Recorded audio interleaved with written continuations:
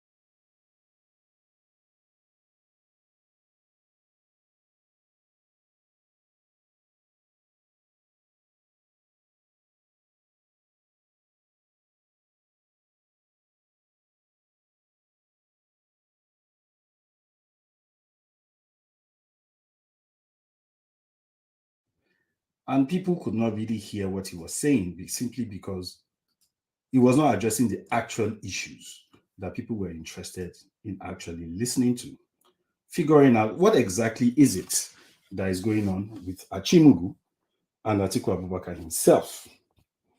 Now, I have looked at it and I've asked myself a question or two. The first question is this: is this what politicians do? Is this how they, set up different things and run stuff, in different places all around? Okay, somebody said they can't hear me. Debola, can you hear me now?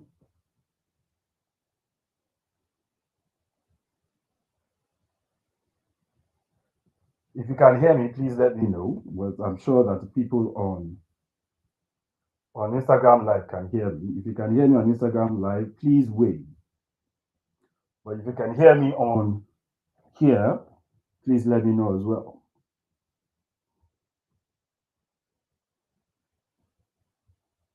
We're checking the audio again to see what's going on. Okay, I'm sure you should be able to hear us now. It should be much, much better now. So what we'll just do is just rearrange this. Okay. Debola, thank you. Femi, thank you. I hope you guys can hear us now. So anyways, as I was saying, Atiku Abubakar. So there have been, quite a few people that have been talking about Atiku Abubakar and what's been going on with him and all that. Everybody has had something to say. Everybody. But the one question that people are not answering is this: should it be a case of every single person who is running for political office in Nigeria has one scandal or the other? Should that truly be the case? Now, with the amount of shade that's being thrown, everybody, attacking everybody left, right, and center. When this whole thing started, the first person we heard about was Peter Obi. And the fact that Peter Obi had the Pandora, the Pandora Papers issues, and all of that. Immediately after Peter Obi then came the Tinubu issue, which was the issue of Bola Tinubu having, a case of indictments in the United States, the issue of drugs and all whatnot, forged documents. These things have been going on for quite a while when it comes to Bola Tinubu, albeit unverified so far, but we have heard quite a bit about it. Nobody has actually heard anything particularly about Atiku. Only accusations have been thrown every single time. Now, for every time that accusations have been thrown at Atiku, none of it has stuck so far. Not one. Until this particular one, where a guy named Michael Achimugu actually came out and said a couple of things. People went after him and they were like, what are you talking about? And then he now decided that, okay, you know what? I need to validate my point just a little bit more. And then for validating his point, he actually released an audio recording. That audio recording that he released, I mean, it shook me. I was like, are you kidding me? Is this for real? Not realizing that that was just part one. And then the next thing, the guy now released another one. This one that he released was a case of talking to some of Atiku's children, quote and unquote, because even that, we need to verify and all that and be sure that that's what it is. I don't like to jump and, start saying things simply because people are saying it. I don't follow the bandwagon. I like to be sure of what it is that I'm talking about before I actually start talking about it. So tonight I decided to call on Mustapha Alfa. Mustapha is a PDP chieftain. Mustapha has been in PDP for 20 years and counting. Probably since 1999 that the PDP, was formed and all that, and came to prominence in Nigeria, and Obasanjo won the presidency, with Atiku being his vice. Now, the initial audio that Michael Achimugu released was actually a conversation between himself and Atiku Abubakar, whereby they were talking about SPVs, special purpose vehicles. Now, what is a special purpose vehicle? First things first, let us first analyze that. A special purpose vehicle is a company that is formed to actually carry out a particular issue or to run a particular transaction. So it could actually be 2 or 3 different companies, or it could be individuals who are joining together to actually run a particular transaction. Then they now form a company specially for that particular thing to carry out that particular transaction. And that is what happened in the case of an SPV. Now, from what Atiku Abubakar said in that audio, assuming it was Atiku Abubakar, it was a case of they were setting up an SPV specially to carry out corrupt activities. That is the allegation as of now. Now, I listened to Mustapha Alfa talking on Daddy Freeze, where he said quite a lot to defend this principle. But there are quite a lot of questions that were not answered. Why do I say that? So because there were others on the platform, they do something on Daddy Freeze called Clash of the Supporters. That Clash of the Supporters is actually for, okay, I can see Mustapha. So let me just invite him now. Mustapha, can you request to join, please? Because we're trying to get you on.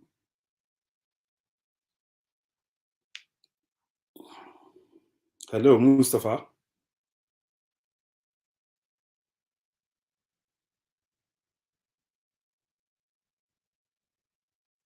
We can't see your request. Mustapha, please, can you join us?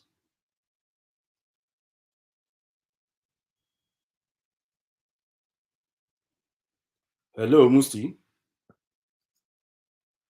Anyway, back to what I was saying. Pending when, okay, all right, he's joining us.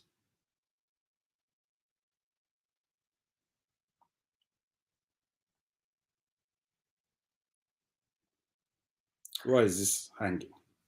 Hello, Mustapha.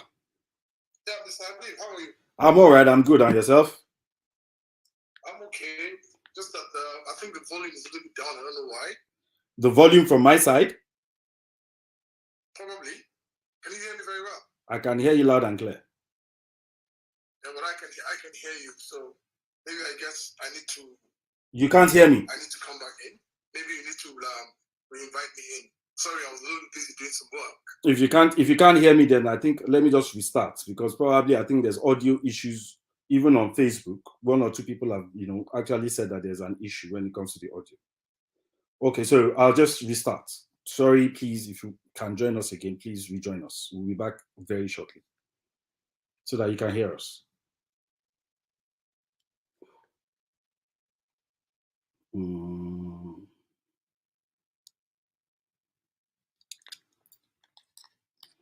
Okay, let's shift to another phone.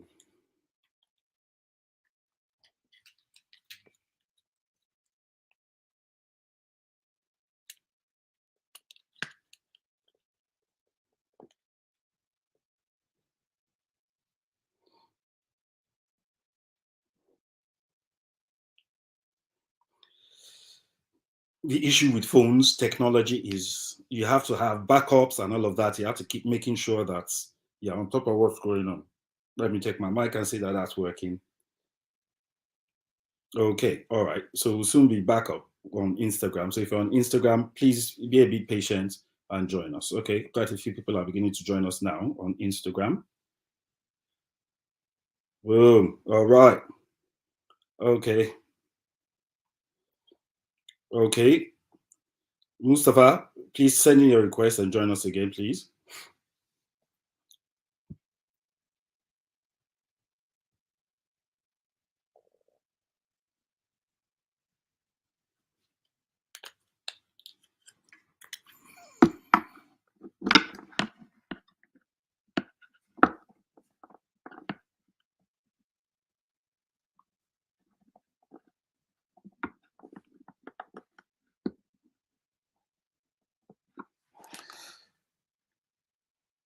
Yo. Okay, Mustapha, can you hear me now? Yeah, no, okay. Okay. Hi, how are you? I'm all right. I'm good. That's massive. So, shortly before you joined us, I was talking about the audio of Michael Achimugu. I was trying to clarify what an SPV is to people so that people will have an initial understanding of what an SPV is, which is a company that is set up specially to carry out a particular transaction. Now, in the alleged audio recording of Michael Achimugu stating that was Atiku Abubakar that he was speaking to, they talked about an SPV. They talked about what the SPV was meant for. And he alleged that was Atiku Abubakar. That's one. Two, he also, the person talking at the other end also now mentioned Olusegun Obasanjo. Now, to be clear, let's first state this. I'm not going to be throwing shade, nor am I going to be, nor are you here to be beaten with a cudgel. I watched you on Daddy Freeze live, and I saw the way, a lot of, here and there banter, everybody trying to talk all at the same time, and everybody smashing your head in because you were defending Atiku Abubakar. Now, I understand, that at this point in time, a lot of people are very vicious when it comes to Nigerian politics. Why they are vicious, I have no idea. What I do know is this for a fact. That is not the way politics is played. Unfortunately, each and every one of these political candidates, like I mentioned previously, has a scandal. So the first was Peter Obi, that, like I mentioned previously, which was the issue of the Pandora Papers.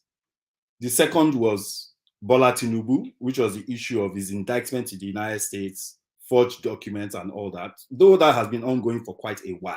People have been talking about that since probably 1999, and all that. But this time around, these presidential elections, we have never seen this level of verbal violence. We have never seen this level of smear campaigns and attacks.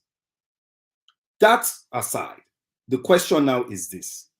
That audio, the initial one that was released by Michael Achimugu, that was a bombshell. How is it possible to defend that? We listened to Dino on TV, TVC and Arise News. He really wasn't answering any questions. Now, I listened to you on Daddy Freeze, and I realized that you really didn't answer any questions, probably because you were not given the opportunity. There was a lot of noise. Everybody was just talking. Everybody was, like I said, trying to bash your head in. First things first, how true is it that is Atiku Abubakar on that audio tape? Thank you so much, Mr. Habib. I was on in fact, I will start by saying I really don't want to talk about, I don't want to go back into this issue because for me, we're used to these allegations. Allegations, people throw allegations every day at candidates, especially, when they are not happy about, when the other party is not happy about the other one. I mean, even naturally, the Nigerian people will want to ask questions and some people will throw allegations. Remember, there was a time when there was this, it was going around saying that Atiku was not Nigerian. Yes, that was funny. I'm sure you remember at that there was a point in time when they were saying that Atiku was not a Nigerian. Is he Nigerian? You understand what I'm saying? Is he Nigerian? Absolutely, 100% Nigerian. 100% Nigerian. From the same place with me. So, same state with me. But you see, look, see, there's allegations. I've always said something. Whatever I do, whatever I say in the public space, Yeah. I always harp on one thing, which is facts. Okay? If you show me facts and you show me proof beyond reasonable doubt, I can tend to agree with you on different subject matters. Okay? Yeah. So with this audio tape, and I mean, we've seen it. This is what has been trending for some time now. I was on Daddy Free's live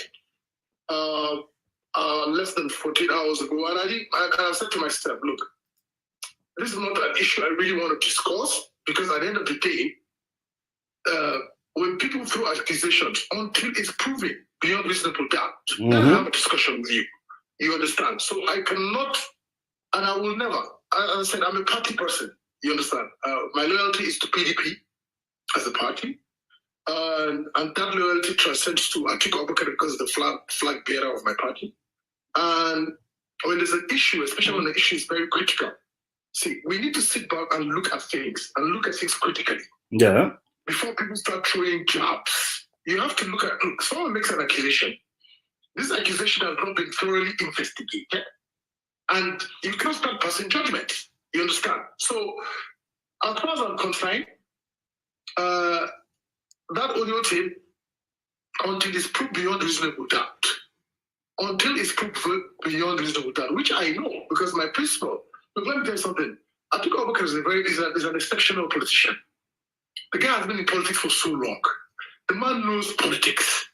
I do not expect, neither do I expect any Nigerian or anybody anywhere across the globe to say that Atiku will come on a phone conversation and start talking. I mean, the same thing I told Gary Freeze. I said, look, it's laughable for Atiku Abubakar, the man that knows politics, that knows the pros and cons of politics, and we'll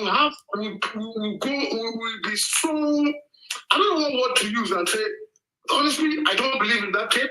I don't believe it's real until it's proven to me beyond reasonable doubt. So when you say that, you do not believe that tape, a lot of people believe it. I listened to you on that defeat, like I said, and you mentioned that technology, that it is possible for it to be a voiceover. You also said that, or rather, Dino also said that technology, he can remove Tinubu's head and put on Shetima's shoulders. He can remove Shetima's shoulders and put on Tinubu's head. We all know that in the age of technology, several things are possible. But you see, all these things raise more questions when you give that type of response.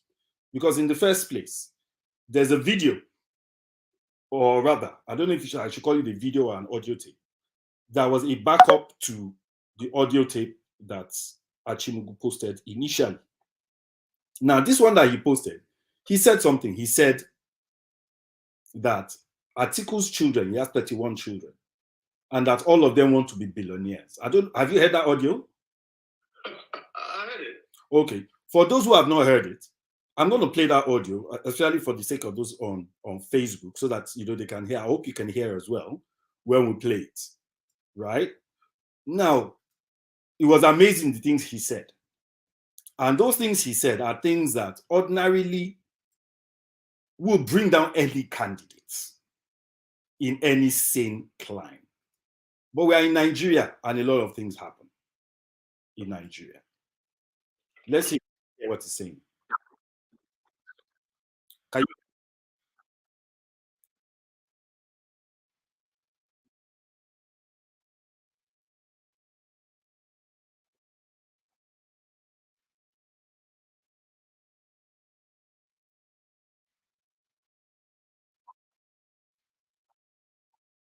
His children were also pressured.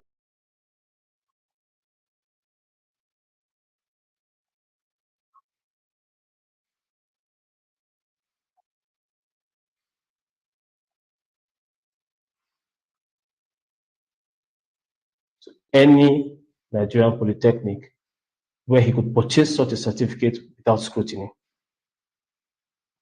I secured admissions for him at Federal Polytechnic Ida and Durban Polytechnic in Abuja. He sent money and I paid his fees. But I had advised him that the scrutiny he wanted to avoid was not going to be possible because the ever-vigilant DSS were always around these schools investigating, and so there was no way he was going to avoid scrutiny. Acting on that advice, somehow he secured admission to Anglia Ruskin in the UK. I do not know how he did it, but he secured a master's degree from there. But he didn't go to school because he loves education. He went to school to fulfill his desperation of becoming president of Nigeria. In that email, he had mentioned the fact of his children forcing him, putting him under intense pressure to run for office again.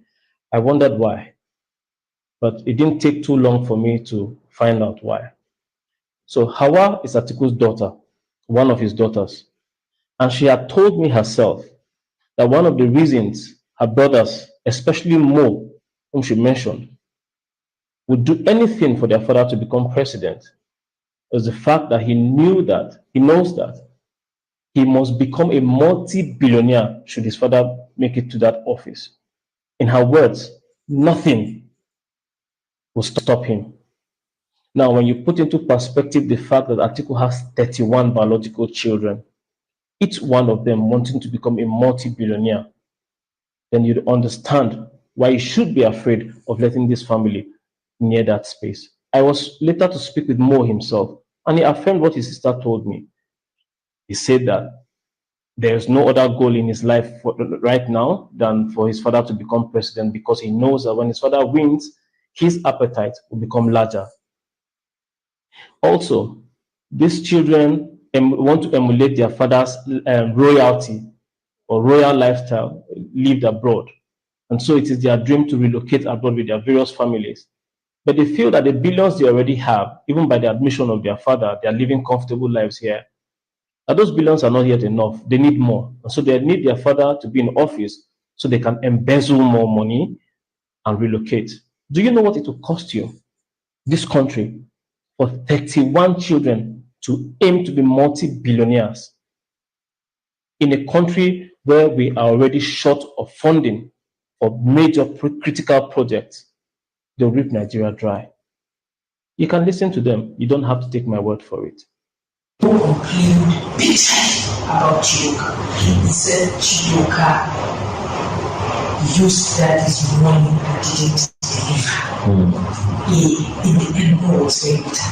You know one thing with me. No one's daddy to be president because no knows that when and if daddy becomes president, he will be a multi-billionaire. Nothing will stop him. So he will bet. The audio seems to be very poor from that report.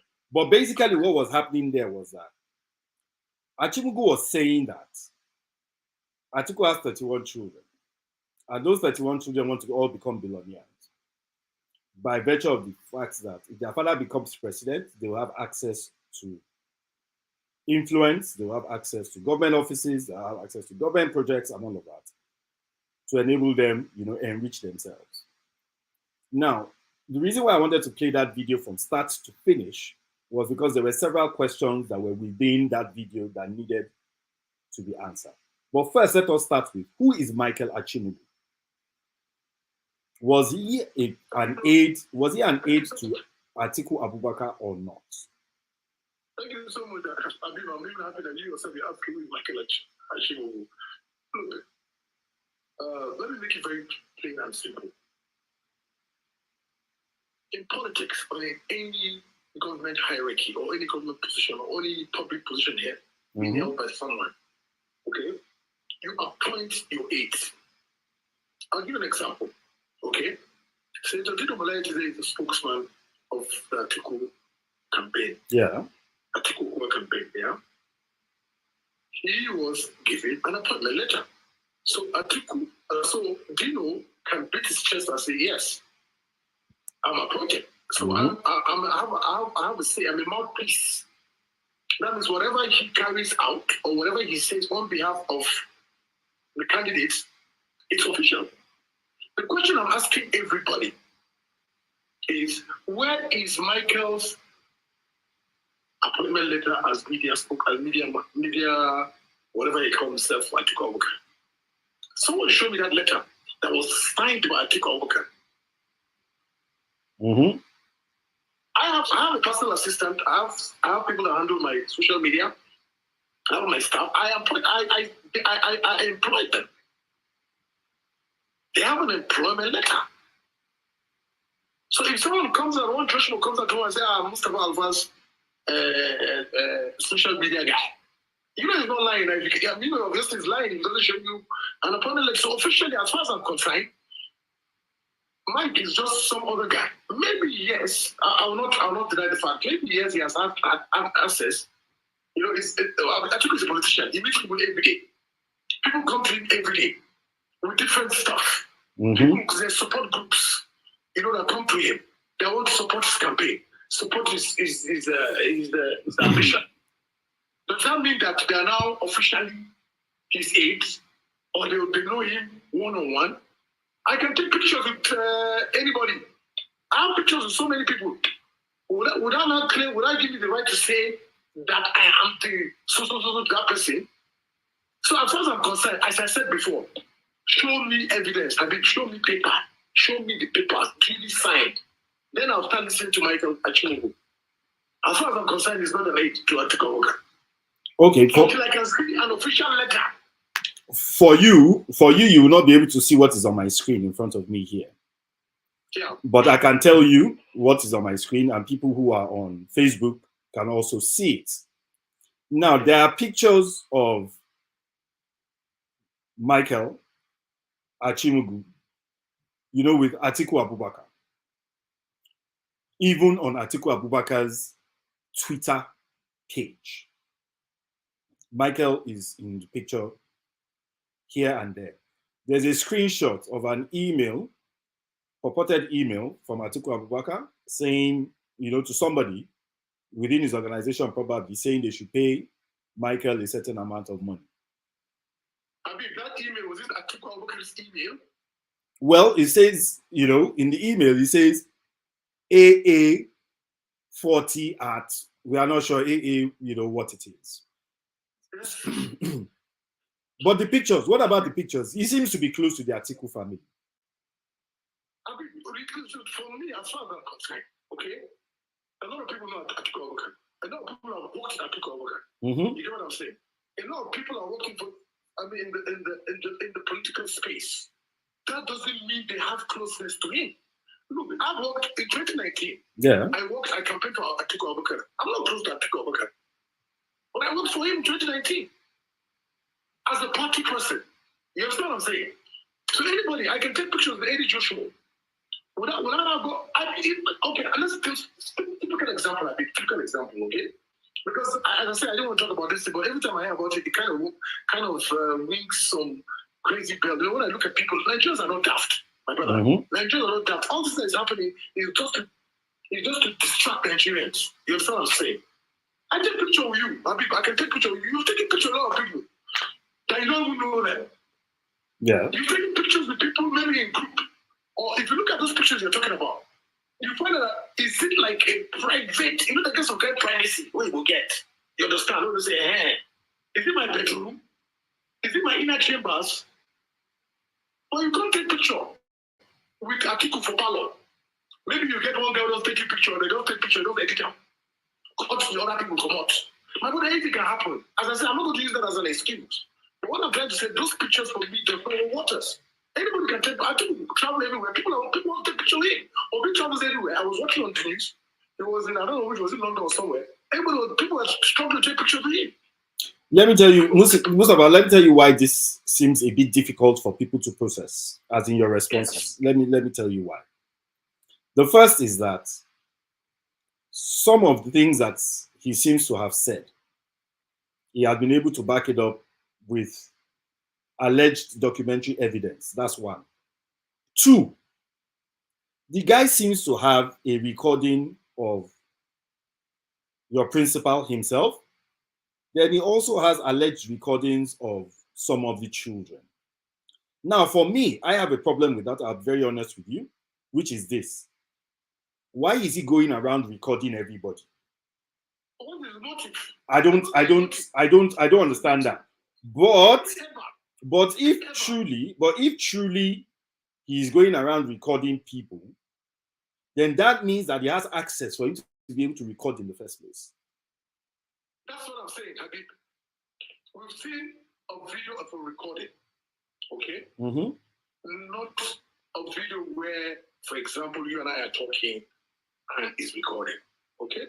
It's a video audio recording. Now, first thing I'll ask myself when I saw that video, if ever this happened, if ever, let's put it as well, because you can't rule out anything, okay? Let's assume it ever took place.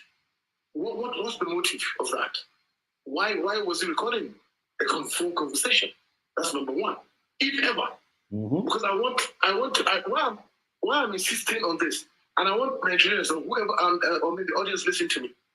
If it ever took place, this whole conversation, why was Michael recording it? It was supposed to be something according to him, that he was his aide. That means they have a relationship. That means there must be some kind of confidential, confidence or confidential, whatever you want to call it. Then why are you recording it? But you see, there's something that won't let slide. It happened with Dino. It has happened with you as well tonight. You have called him Mike. That is some form of familiarity. Do you know him? I don't know him personally. Oh, okay, all right. So you just called him Mike. That was why I was wondering, because Dino also called him Mike. So that's why I was wondering: is it a case of he's known to people in the PDP, people who are close to the presidential candidate and all that? Because one of the pictures he also posted was a case of a couple of people, about 2 or 3 people, went to the campaign headquarters and took pictures with him, and they posted it, and they put his Twitter handle there that they were with him and all that. I think his Twitter handle is Lion of Jada or Lion of Jada or something. I don't know what, precisely what it is. All right. Now, the reason why a lot of people will take what he's saying very seriously is this. Atiku Abubakar has been accused consistently since 1998. No, not 98. 2002. Because I think the second presidential elections took place in 2003. So during that period, when he was vice president and they were going to go for a second term, he had an issue with President Olusegun Obasanjo. And one of the things President Olusegun Obasanjo said at that time was that Atiku was corrupt. That was why he had an issue with him. So that's quite a long time for people to consistently be accusing you of being a corrupt person. Why do they always accuse Atiku Abubakar of being corrupt? I mean, let me just take you back. Let me take you back a little bit, okay? There was the ex-president and Atiku had a fallout, let's say, right? And he said it was corrupt. Yes. Okay. He has said it. I can call you. I can tell that Habib, if I'm angry, I can say you're a thief. I mean, can I hypothetically say that if I'm angry at you today, Habib, I can be very angry at you and tell you I'll call you a thief. Mm-hmm. It's possible, yeah. It's in the record that Mustapha Alfa called you a thief. Correct or not? Yeah. So whether or not I meant it at that time, or I said that because of some certain reasons best known to me. Because if you say Atiku was corrupt, every accusation that was dropped on Atiku, none of them are stuck on him. He has always walked out with his head high. There's nothing happening. You know, we're living in a very civilized. I should believe that we're living in a very civilized world. Yeah, I should believe that. Right? Mm-hmm. That we're living in a very civilized world. You understand? It's always said, whatever that is not proven, my brother, it's all speculation. It's all hearsay. Okay, Obama told him that he was corrupt. Persecuted on only on any corruption charges in any court of law anywhere in the world? No. So, let me tell you something, and it's very difficult for people to try to understand where I'm coming from. As I said, until something is proven to me beyond reasonable doubt, yes, my brother, then it doesn't stick. As far as I'm concerned, I'm talking about me, and I think I have a right to my opinion. You understand what I'm saying? And I feel that Nigerians that are following this thing critically would understand. You can't continue calling someone or saying someone that is corrupt, and there's no corrupt charges on this guy. okay. You understand what I'm saying? Hang on. It doesn't make any sense. Hello, Saratu. Saratu, you can actually watch on Facebook or on YouTube. All you have to do is just go to my profile on Facebook. We are live on there as well, but you will not be able to see Mustapha, but you will only be able to hear him because Mustapha has dodged joining us on Facebook. He only likes doing Instagram. He doesn't like people on Facebook. I don't know why. A lot of people are like that. They either like Facebook or LinkedIn or something, but that's fine. Saratu, so please, go ahead. Now, Saratu, you have just done the same thing that FFK and Festus Keyamo has done. Saratu has just asked for Atiku to be arrested. Now, several questions are being asked about DSS. What are they doing? Should they go after Atiku? Shouldn't they go after Atiku? No, but I want to let me sorry to cut you short. I want to answer Saratu. On what ground? Is that how we arrest people? Mm. Is there a law binding in Nigeria? Nigeria has a financial framework. A judiciary framework or system. Then you have to go through a process. You can't just wake up a woman and just arrest somebody. Saratu should know better. I'm sure she should know better than that. Well, Saratu would know because Saratu is a lawyer. So Saratu understands this. That's the reason why she shouldn't even make that kind of statement. Say just arrest the guy. No, but Festus Keyamo is a son. But Festus Keyamo is a son, and he said that he should be arrested. Femi Fani-Kayode also said the same thing. Keyamo should know better. That is a process. There's a process. There are laws guiding the land. Nigeria is not a jungle. It's a country. It has a judicial system. Especially when it comes to criminal what do you call this? Criminal activities. My brother, there's a law. There's a process. I'm not a lawyer. I don't know that, but I should believe that there's a process. Okay, you know what? Let's leave that matter. Let's go back to Atiku himself, right? Yes, after every process has a start, and at some point, we are going to hear what is going to happen next. But in the meantime, since I have Mustapha here and I have him to myself, I don't have 3 or 4 other people. There are certain questions I've always wanted to ask as regards Atiku Abubakar, and I'm going to ask. And I know, Mustapha, you are capable of answering those questions, and I know that you are not like most people that will get upset when they are asked questions about their principal and all of that. All right. Now, I mentioned earlier, or I asked a question earlier, that why is it that Atiku has constantly and consistently been accused of corruption? A lot of people feel that Atiku made money while he was a customs officer.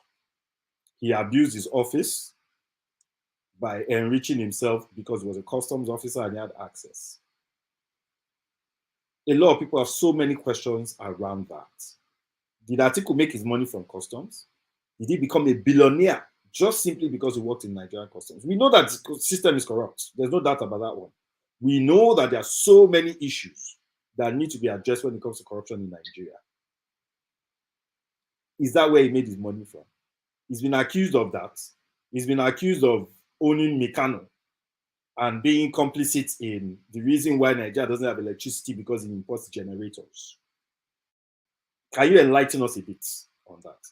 I'll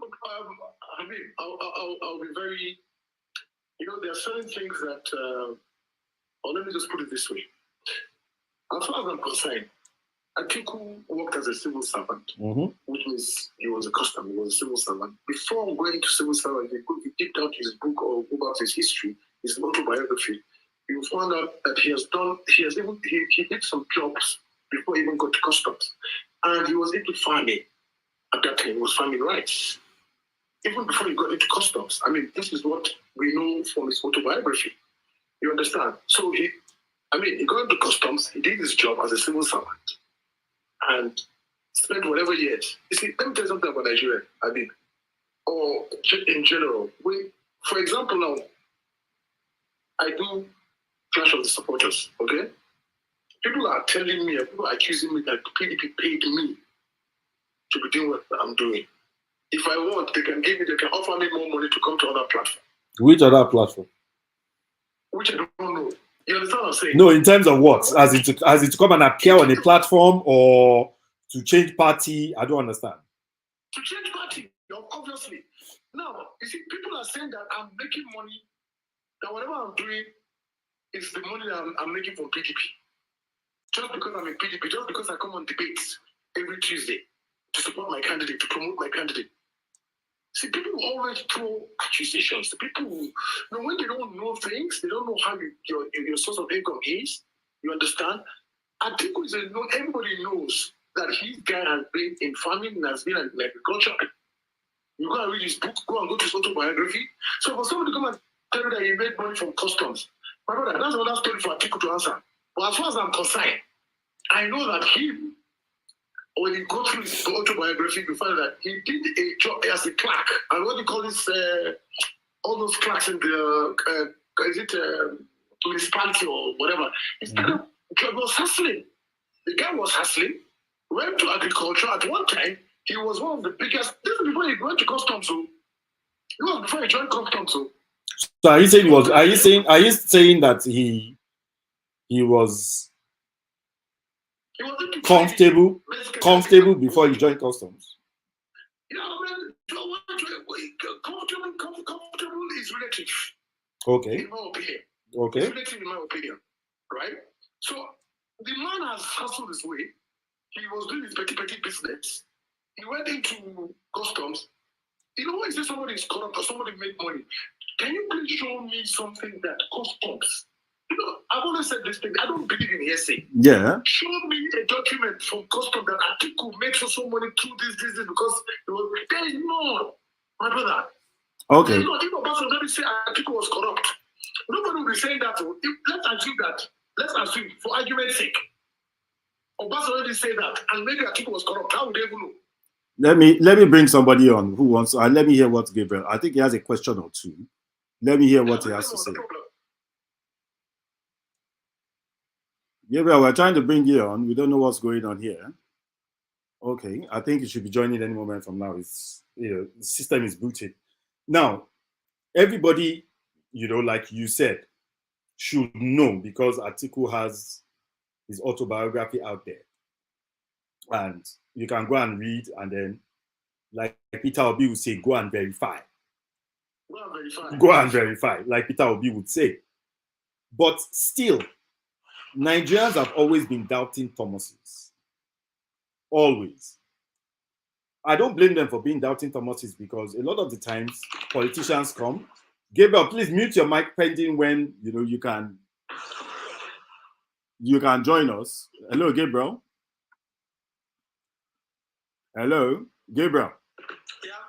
All right, we can hear you now. I'm here. Where are you? You can only see ceiling fan rolling. What's going on? I'm in the house. Okay. So, anyways, now those accusations are very consistent, and that's why a lot of people, even if they don't know who Atiku Abubakar is, for the mere fact that they hear the name, that's the first thing that crosses their mind. Corrupt man. And then there's what you call Chinese whispers. So somebody hears something, is telling the next person, the story has changed. The next person is telling the next person, that story has changed again. It's filtered. It begins to get filtered. It begins to get distorted. A lot of things that we don't know will always come up. But one thing that we cannot take away is this. Every single candidate that is running for president, every single one of the three top candidates, there's an issue. Are you saying that in Nigeria, we don't have people who can actually run for office that do not have these issues? Was Atiku Abubakar the best candidate that could have been brought out of the PDP? Can you hear me? Yeah, I can hear you.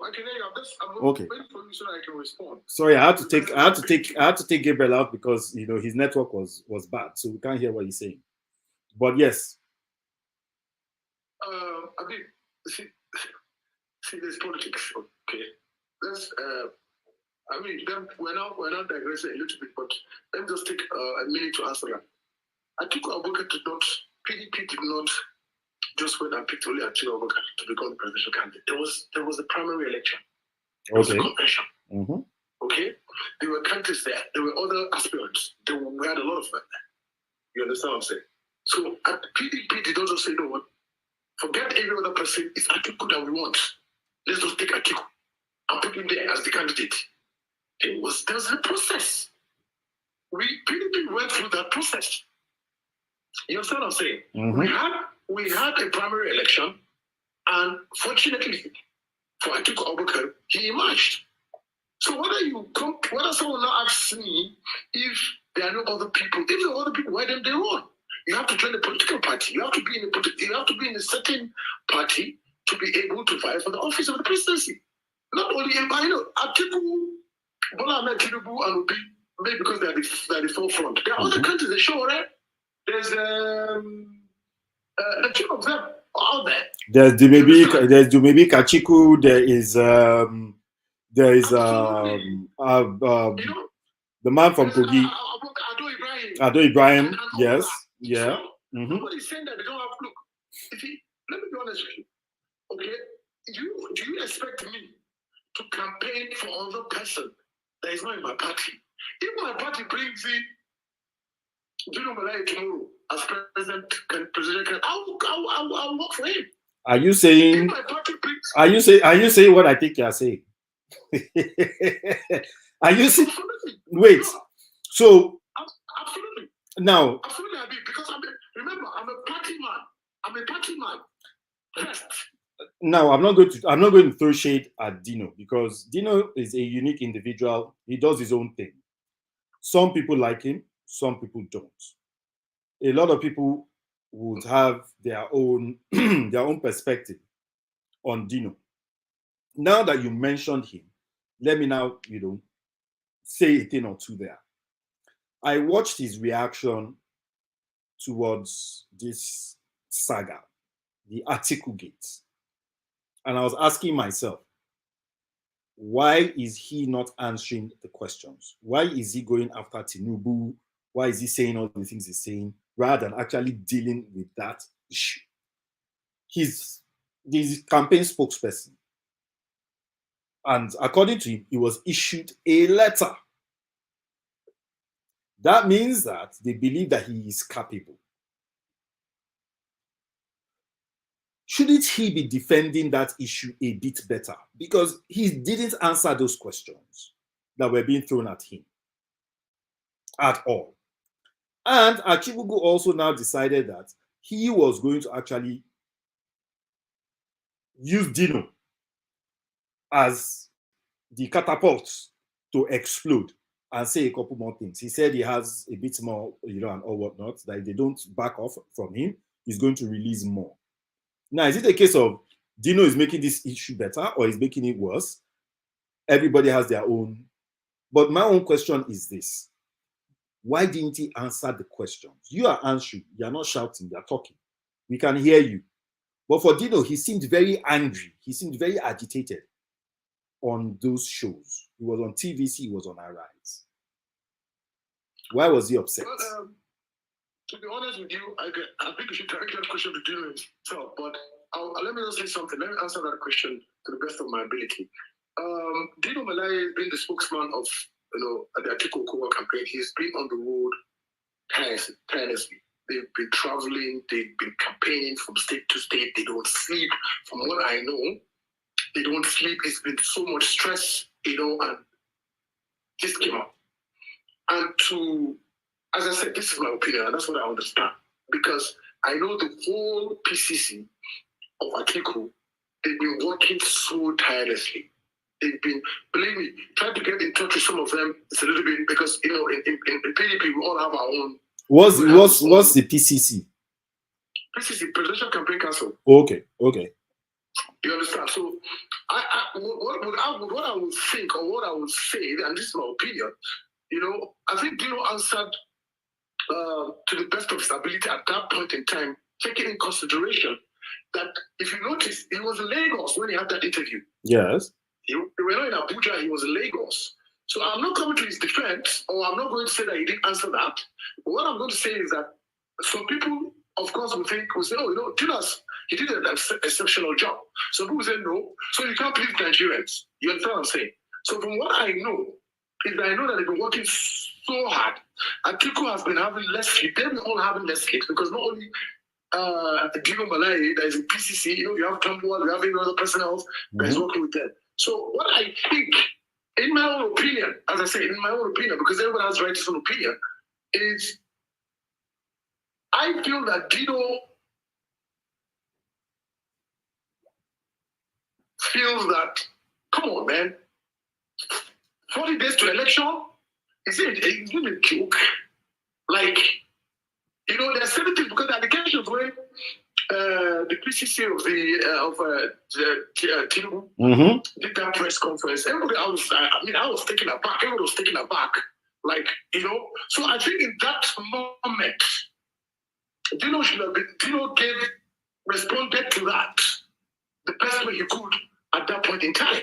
You understand? So for me, I think Dino is a great spokesman. He has the energy, as far as I'm concerned. If he didn't have that, they wouldn't have even appointed him in the first place.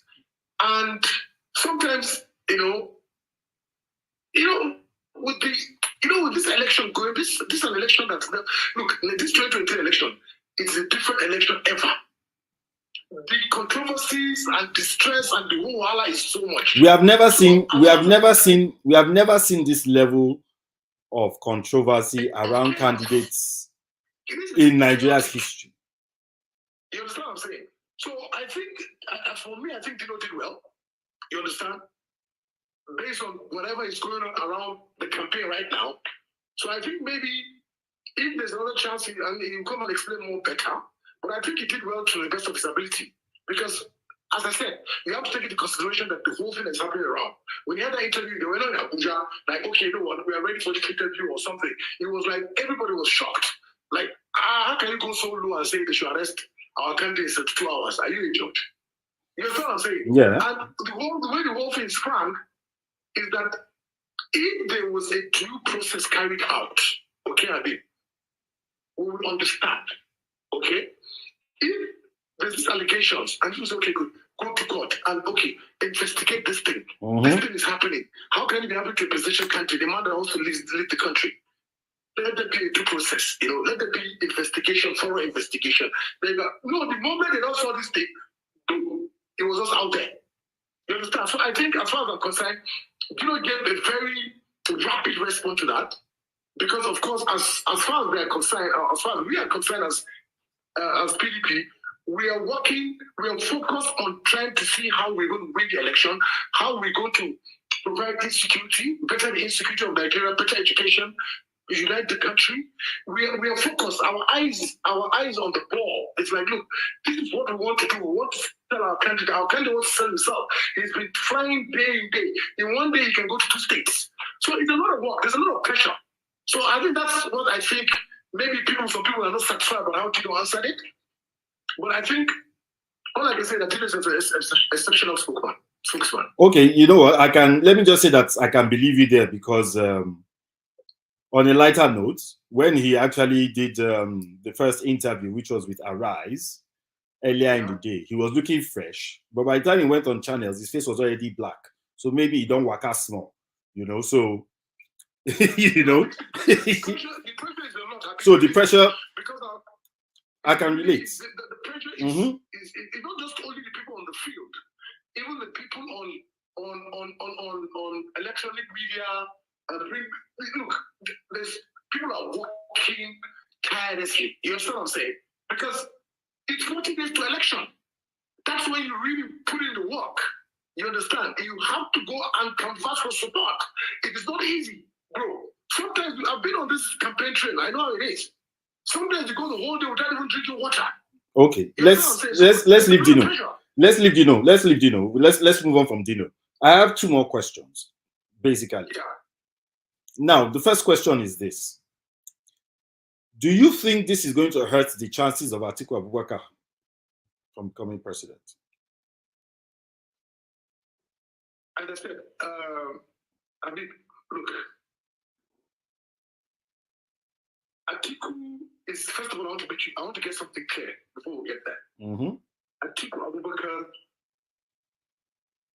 is the most investigated candidate. There have been jobs, allegations, alleged, this English, that big English, this guy. This guy is always excellent, my brother. This thing that's happening is just a way to distract Nigerians. I don't think it's going to hurt us. Even though it's going to hurt us, it's going to be a little bit, but I don't think it's going to stop us. There's no way to affect our chances of getting the presidency. That I can assure you. Can you win Lagos? Can we what? Can you win Lagos? We wait to 25th. Because I know this is going to be very tight, because this is going to be probably the closest presidential elections in Nigeria's history. For the fact that there's already a lot of controversy surrounding each one of the three leading presidential candidates, we should be expecting a lot of fireworks in terms of the election day, after election, tribunals, and all worked on. I personally am prepared to see all of that, because I think that is going to happen. There's a very, very high chance that is going to come up. But that being said, I'll give you an opportunity now to answer this, because tomorrow I'm going to have somebody from the Tinubu camp coming on here to come and talk about this Atiku's issue. So the question I'm going to ask you is this. Some people think that Tinubu is behind this. Do you think it's Tinubu? Do you think it's Peter Obi? Do you think it's any one of the presidential candidates that has come after him? And I'll tell you why I said so before your answer. Until recently, Michael Achimugu was the media aide to the then ADC, that is the African Democratic Congress, ADC. He was their presidential candidate before Dumebi Kachiku was actually, Are you talking about Kingsley Mohalen? So Michael Achimugu was his media aide.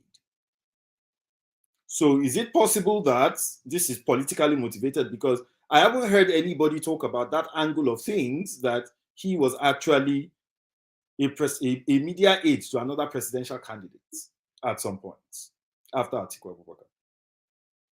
Yeah.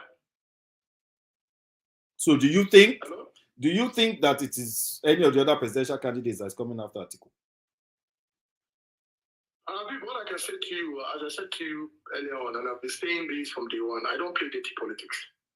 And number two, I do not confirm on things that I don't have evidence, facts. I always say things the way they are, whether they like it or not.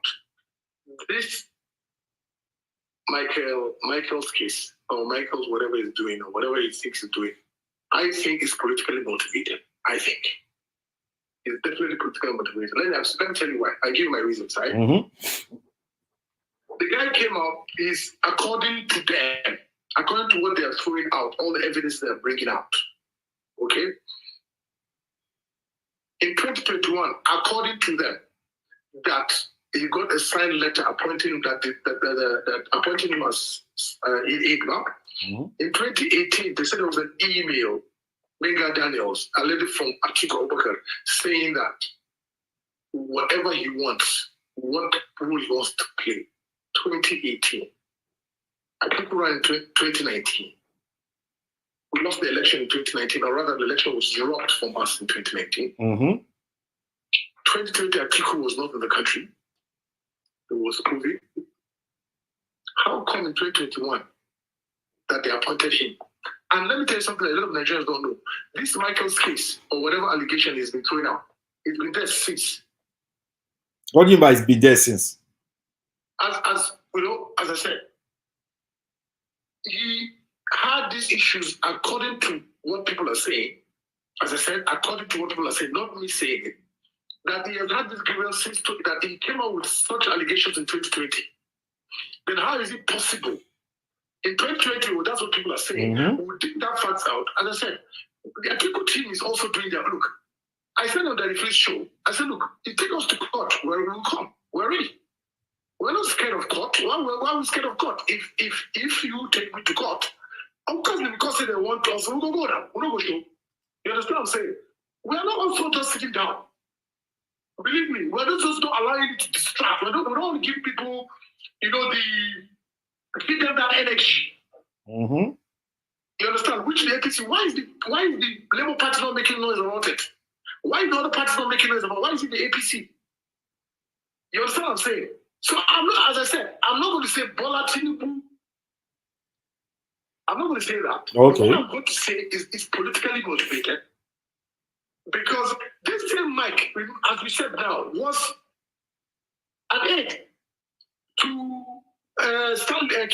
Kingsley Mohali. Kingsley run for presidential. When was it president? It's not for this 2023 election. Yeah. Why did you bring it out at that time before them?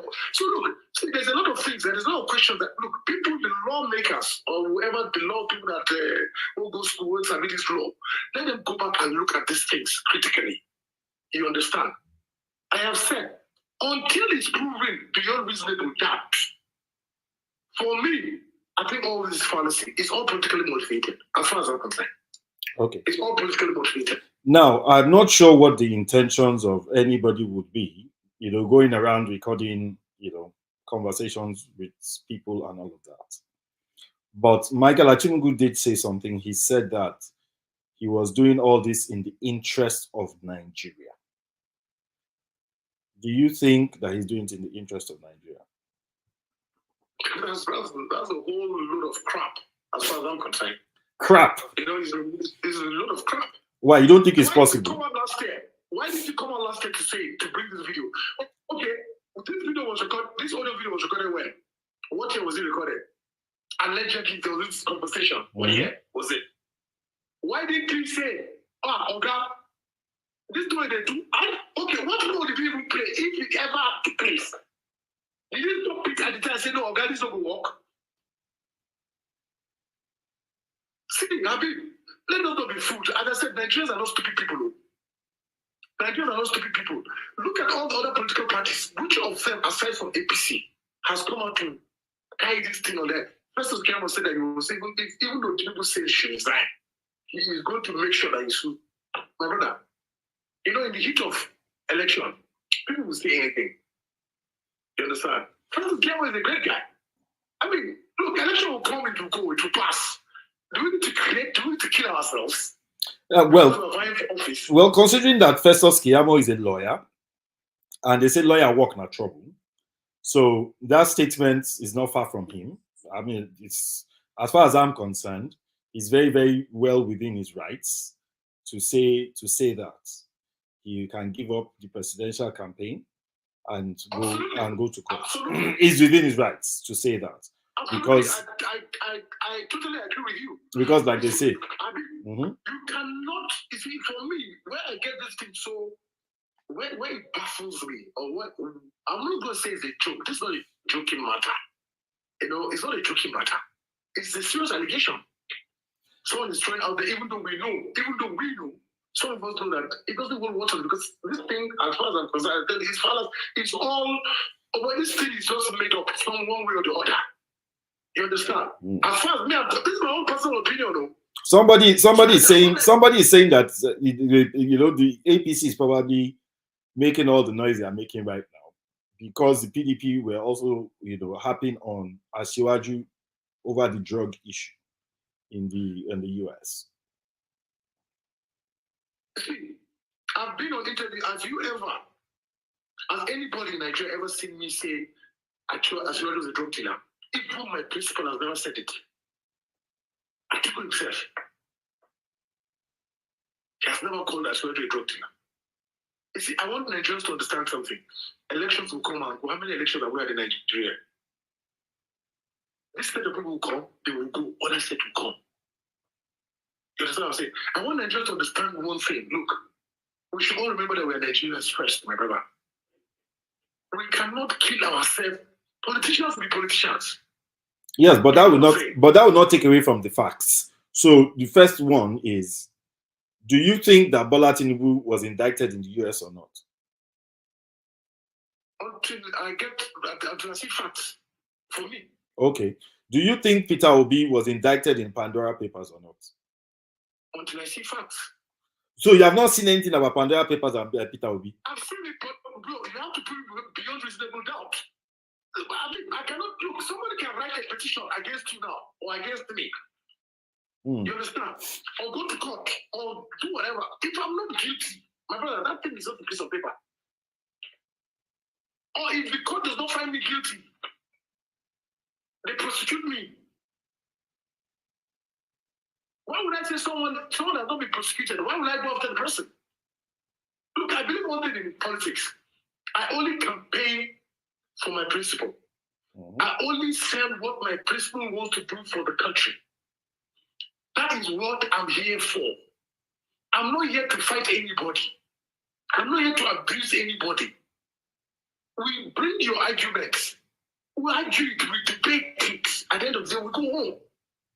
You cannot sway me or you cannot tell me, look, to believe in your own ideologies.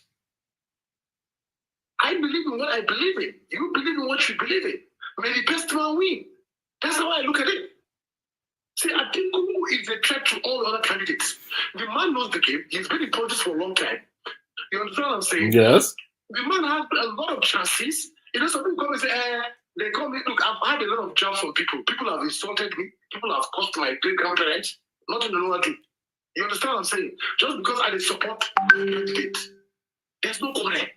If you don't like what I talk about my candidate, no, listen. Take it to your own.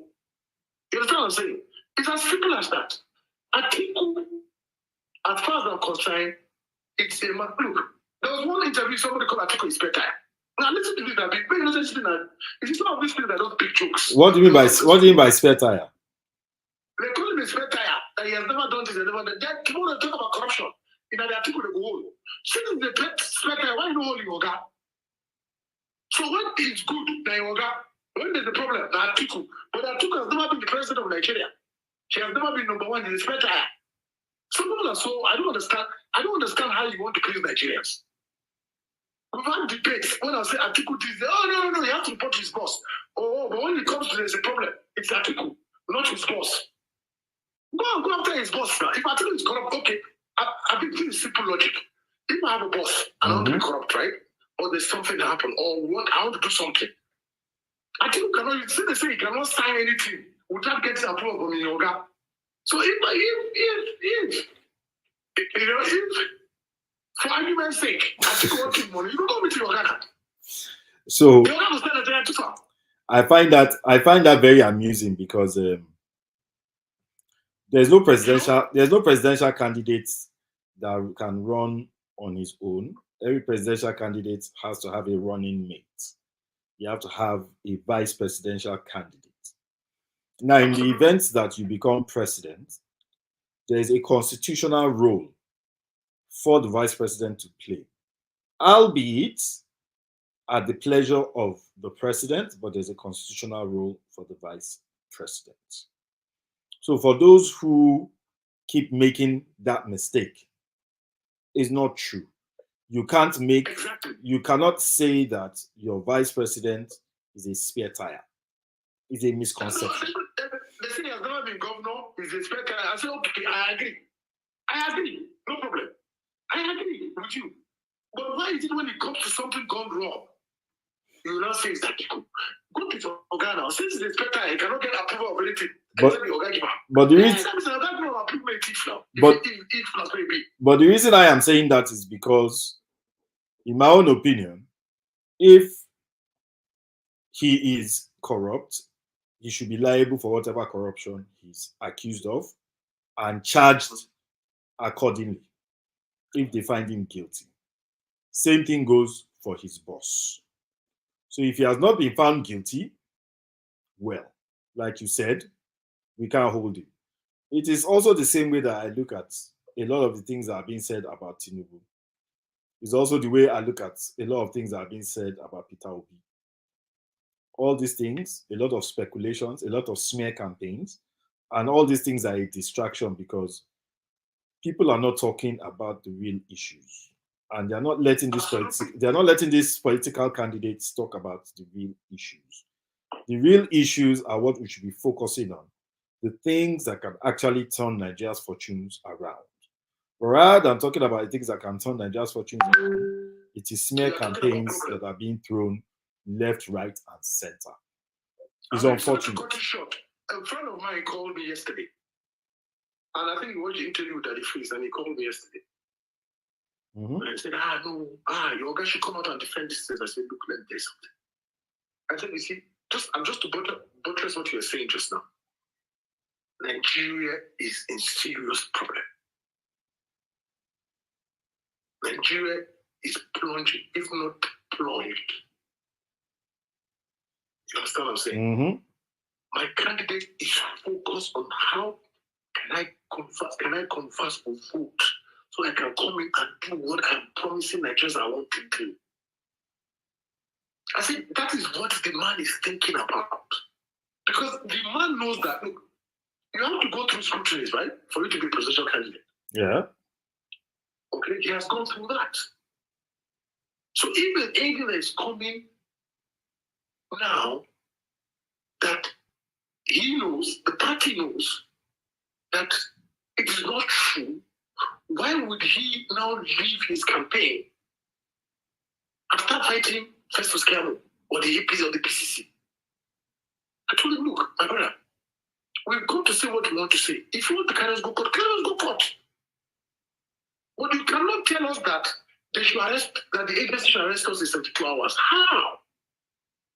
There's a process, my brother. Yeah, but all that is all political. I mean, all that is just called it's just posturing, of course. You see, now somebody Saratu came on this life now.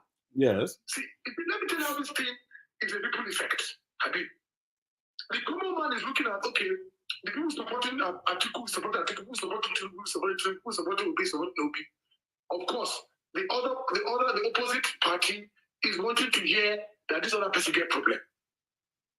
You understand what I'm saying? So as Atiku now, they don't say this guy has come with all this thing. The Ashura people, they talk, they yabos, they say, God don't catch now.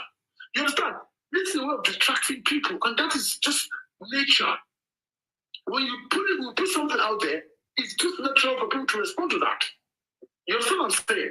People will look at if something going on, okay, look at this whiskey and Mr. Jollof issue. I'm in the entertainment industry. That's what it's trending now. And everybody say, why do you want to do this? Why do you want to do this? Why do you want to say this? Why do you want to say that? It's distraction. You get my point? Now, me as an entertainment person, if not because I'm focused on what I'm doing for my candidate, I'll be talking to like 30, 40, 50 people in the industry. You understand what I'm saying? So it's natural. When people when things come up, you understand? That's what everybody's talking about. It's distraction. So my boss doesn't want to be distracted. He's not even distracted. He's not even worried. Because at the end of the day, the way I'm feeling, that I know that it's all fallacy. I'm sure that's why Atiku looks at it. You understand? Things have been cooked up, things have been edited, things have been put in. I mean, look at Atiku Abubakar, for crying out loud. How can Atiku Abubakar come out? I think of my head. How can we talk that kind of thing, even though it happened? They talk about phone. Well, you see, I'm not going to dwell on whether he was the one that spoke on the phone or not. Neither am I going to dwell on whether it is possible that he was the one that spoke on the phone or not. That will be left for the process. In the event that there's an investigation, which I believe there will be, it is left for the authorities to deal with that. Our own concern as citizens of Nigeria is, should he not be the best man that becomes president amongst the presidential candidates right now? Now, for us to know, Nigerian context. Well, in whatever context, but the pertinent issue is, it must be a case of we can listen to these candidates and we can now figure out who is the better man out of these candidates, not the smear campaigns. The smear campaigns don't tell us anything. That is my own opinion. Yeah. It is the same thing that I said a few days ago, and I'm still going to talk about that at some point, but not tonight, on another show at some point. In Nigeria, when we talk, we don't hear each other. We have become a nation where, for us to run a presidential campaign, we get on a plane and we go to Chatham House in London to go and campaign to the international community. I think it is ridiculous. I think it is a massive shame for a country that is touted as the giant of Africa. I also think it is a bigger shame for the country that is the most populous black nation on earth to actually have presidential candidates going to Chatham House to go and campaign, as opposed to being able to talk to their own people and getting their message across. I feel very strongly about that, and I've said my mind about that. It doesn't matter what anybody else thinks. That is my own opinion. I think it is ridiculous. We have the Nigerian Institute of International Affairs. They are not going there to go and discuss. You have town halls. They will tell you either that it is not obligatory for them to do so or whatnot. But it's Chatham House. Is it obligatory for you to go to Chatham House to go and campaign in Chatham House? Who are you campaigning to?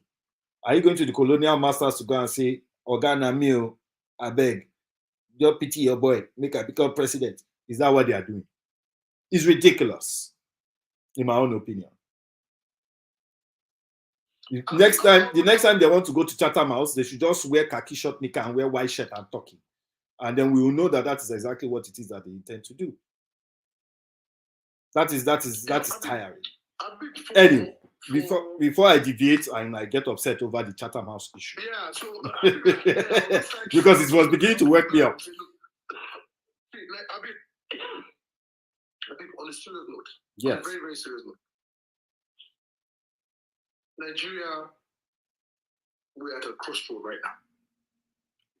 Mm-hmm. There's a lot of issues. I just learned that they're trying to raise the price of petrol. I'm not in Nigeria, so I don't know if that's true. The problem's just too much for Nigeria to bear, for Nigerians. I'm talking about the common Nigerians. I'm not talking about the 1% of the 1% of the 1%. No, I'm talking about common Nigerians. So you are throwing jabs at APC now? No, I'm not throwing jabs. I'm not throwing jabs at anybody. I'm just saying things the way they are. I'm saying things the way they are. You know, I'll tell you something. See, DJ Bongoli is going to be here. DJ Bongoli is going to be here to counter you tomorrow. No problem. Of course, you know they're sure the APC will know them. They know when they are all like gragra. They are going to be here tomorrow. PDP has never been known for gragra. Okay. You understand? Mm-hmm. But what I want to make, I always say this on any interview that I'm on or any debate or anything. The problem is not a few, the elites or the 1% of the 1%. No, it's the common man in my village that cannot afford to feed his 2 children and his wife, cannot go to farm because of insecurity. My brother, he cannot afford to get the basics of life. That is my concern. So when people talk about all this big English and all this, it drives me nuts. The reason why it drives me nuts, like, look, all this one day you go, what is it that you can do for your people? You are telling Nigerians to vote APC to save APC to save Nigerians from APC. You know, sometimes let's sit down and look at, no, critical, let's look, I have friends, we have friends across board. We are, as I said, we are Nigerians first. Election will come, it will go. Let it continue. You understand what I'm saying? But let's be realistic. Let's look at these problems. Let's look at the common man. Not maybe you and me that can afford to to travel somewhere or No, I beg, come out me inside though. I don't get money. I don't get money. No put me You're inside. in Nigeria, but you're in London. I don't get money. Come to Nigeria now. I'm not someone that likes problem. You understand what I'm saying? The common man is my problem. I mean, the common man, let's speak the truth. Forget all these things that so economy, people say, let's go to court, let's do this, all this stuff for the elite. All these things, the common man that is going to suffer it. So let's leave this thing, let's go to that election. If our PDP wins, PDP wins. You understand what I'm saying? If the man, let me tell you what, between Jonathan, that's how they are built us. Jonathan, Kidiko, we are criminal, PDP share the money, this one, that one. Buhari came, APC came with Buhari and said, we will arrest everybody. We will kill corruption. We will provide insecurity, jobs, education. It's worse, today is worse than the way Jonathan was the power. Do you think Atiku can turn Nigeria's fortunes around? Let me tell you the honest truth. Atiku will come in there. He will do his best. Nigerian problem cannot be solved in 4 years, 8 years, 15 years, 16 years. Nala. Anybody tell you Nala? I'll be realist. Oh no, sugarcoat ourselves. Damn it, sugarcoat things. Come on, Torawa, as the talk for Yoruba language. The problem of Nigeria is so much that it's not that we can't fix it, but it's going to take time. So Atiku will come, do his best. Let's think that we have 30% or 40% of life. Let Atiku come, let's have 60%. It's something. Let the next man come and continue from there. It's something. You understand what I'm saying? You can't fix Nigeria's problem in 4 years. It's not possible. Because one, we are hiding. You see, first of all, how do you govern a society that is highly divided? APC people are answering you. They said Tinubu will do it in 8 years. Don't forget that story. Is Tinubu a magician? Is he a magician? Is he not one with all these people? They don't want to face facts. The one that Atiku is campaigning, Atiku will say, I will do this, I will do this, I will do it to this level, I will do this, I will do. Look, let's be realistic. Look, if Atiku comes and say, you know what, it's only power that is even going to do. And go. Nigeria will be a better place, much better than now. In 2019, we have lights now. In 2014, we have light better than now.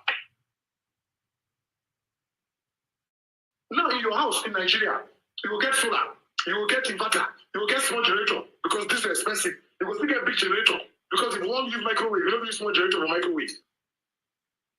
So every household has at least the minimum of 3. So much so that they even have one called a pass my neighbor. A pass my neighbor. My brother, was this happening during Jonathan?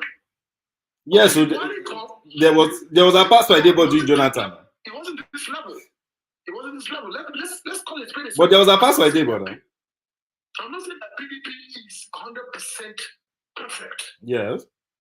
But what I can guarantee you today is when PDP comes to power in 2023 by God's willing in February, we win this election. There's going to be change in this country. You will see some level of change. As far as I'm concerned, I'm not in Atiku's mind. But what he has made us believe that's making us work for him is because when he was a government from 1999 to 2003, we saw what he did. We believe in him. So let's give him a chance as the spare tire, as the so-called spare tire.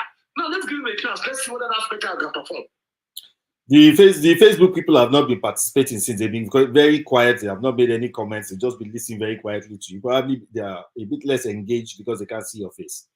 But Kenny Mighty on Instagram is saying that light is better now, bro. But I want to ask one question, Kenny Mighty. And then Mustapha as well, you self can answer that. Before President Buhari came into power, Babatunde Fashola, former governor of Lagos State, then later becoming Minister for Power and all that, had stated, was it power? Did he ever do power? Yes, it was the power. He has stated that any serious government, he stated that any serious government can fix electricity problem in Nigeria in 6 months. Why did he fix it in 6 months when he was governor in Lagos? Kenny Mighty, can you answer that? So, Mustapha, what do you think has gone wrong where light is concerned? No, I'm asking. Now, first should I say any government can say 6 months? Was he not minister? Why didn't he fix it? What do you think? Do you think it's a case of they can't fix it? He was minister for works and housing for 4 years. Kenny Mighty, please answer. We are waiting. Why didn't he fix it? They were just going to make mouth and they make. Why didn't he fix it? Why didn't you have 100% light? But PDP also promised. PDP also promised that they were going to fix it. When he was governor of Lagos, I think. Can the person beat his chest? And let's go and fact check him now. Now we'll fact check the guy. Can it be said there was 100% light in Lagos? No, but Lagos was not. Lagos is not. It cannot be in isolation of the national grid. That's what I'm saying. What I'm saying is, Fashionable was governor, a performing governor. You see, when people make statements, I'll give an example. That's why today, no matter what anybody will say, I'll say PDP governors are the most performing governors in Nigeria.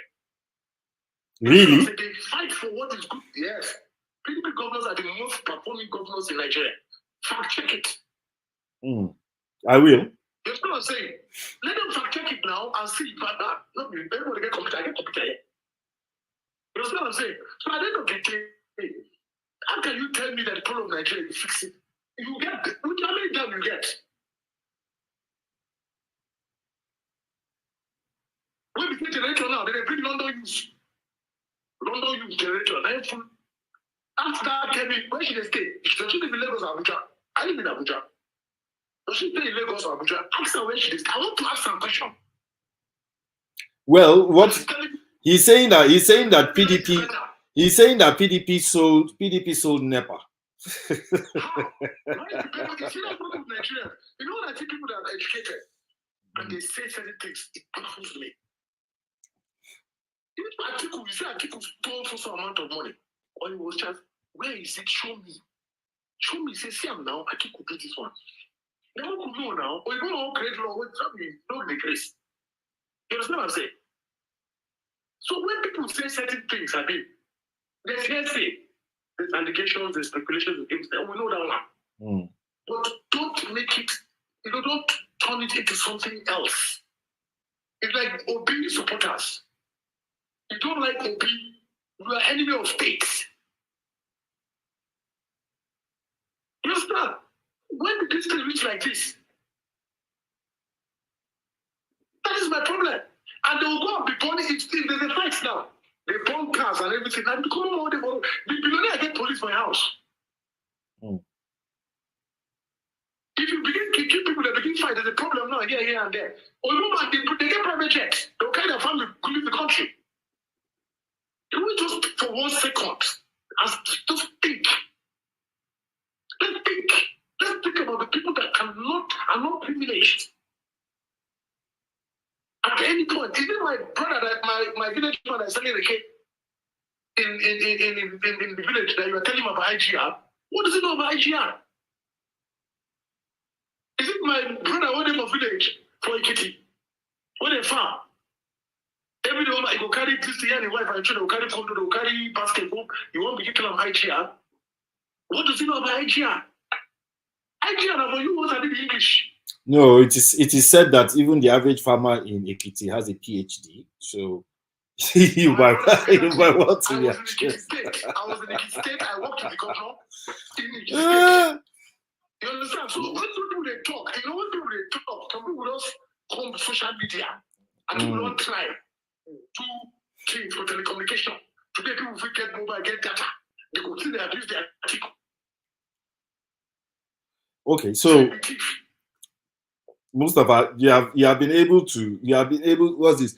Go and check the what? Term and conditions of that. Okay. All right. So that's Kenny Mighty. Kenny is still firing you. He's still talking about, What did you say? Tell me what you talk. Make an answer. I don't know if Kenny is I don't know if Kenny is male. I'm ready to. I get what I go there. Yeah, I get it. I don't know if Kenny is male or female. I can only see the name Kenny Mighty. He said go and check the TARN and condition. Okay, so it was a mistake in spelling the terms and conditions of that agreement. So Kenny is talking probably about the agreements, in terms of when they were restructuring NEPA and the privatization process and all that. Well, I don't know what the terms are and what the conditions are, but I do know that from the data that is readily available, the initial problem when it comes to electricity in Nigeria is not a case of generation, it is a case of distribution. I am very aware of that, and I'm very aware that there are several challenges when it comes to the issue of distribution. That is not just a case of the capability of the companies themselves, but you also have environmental and social factors involved.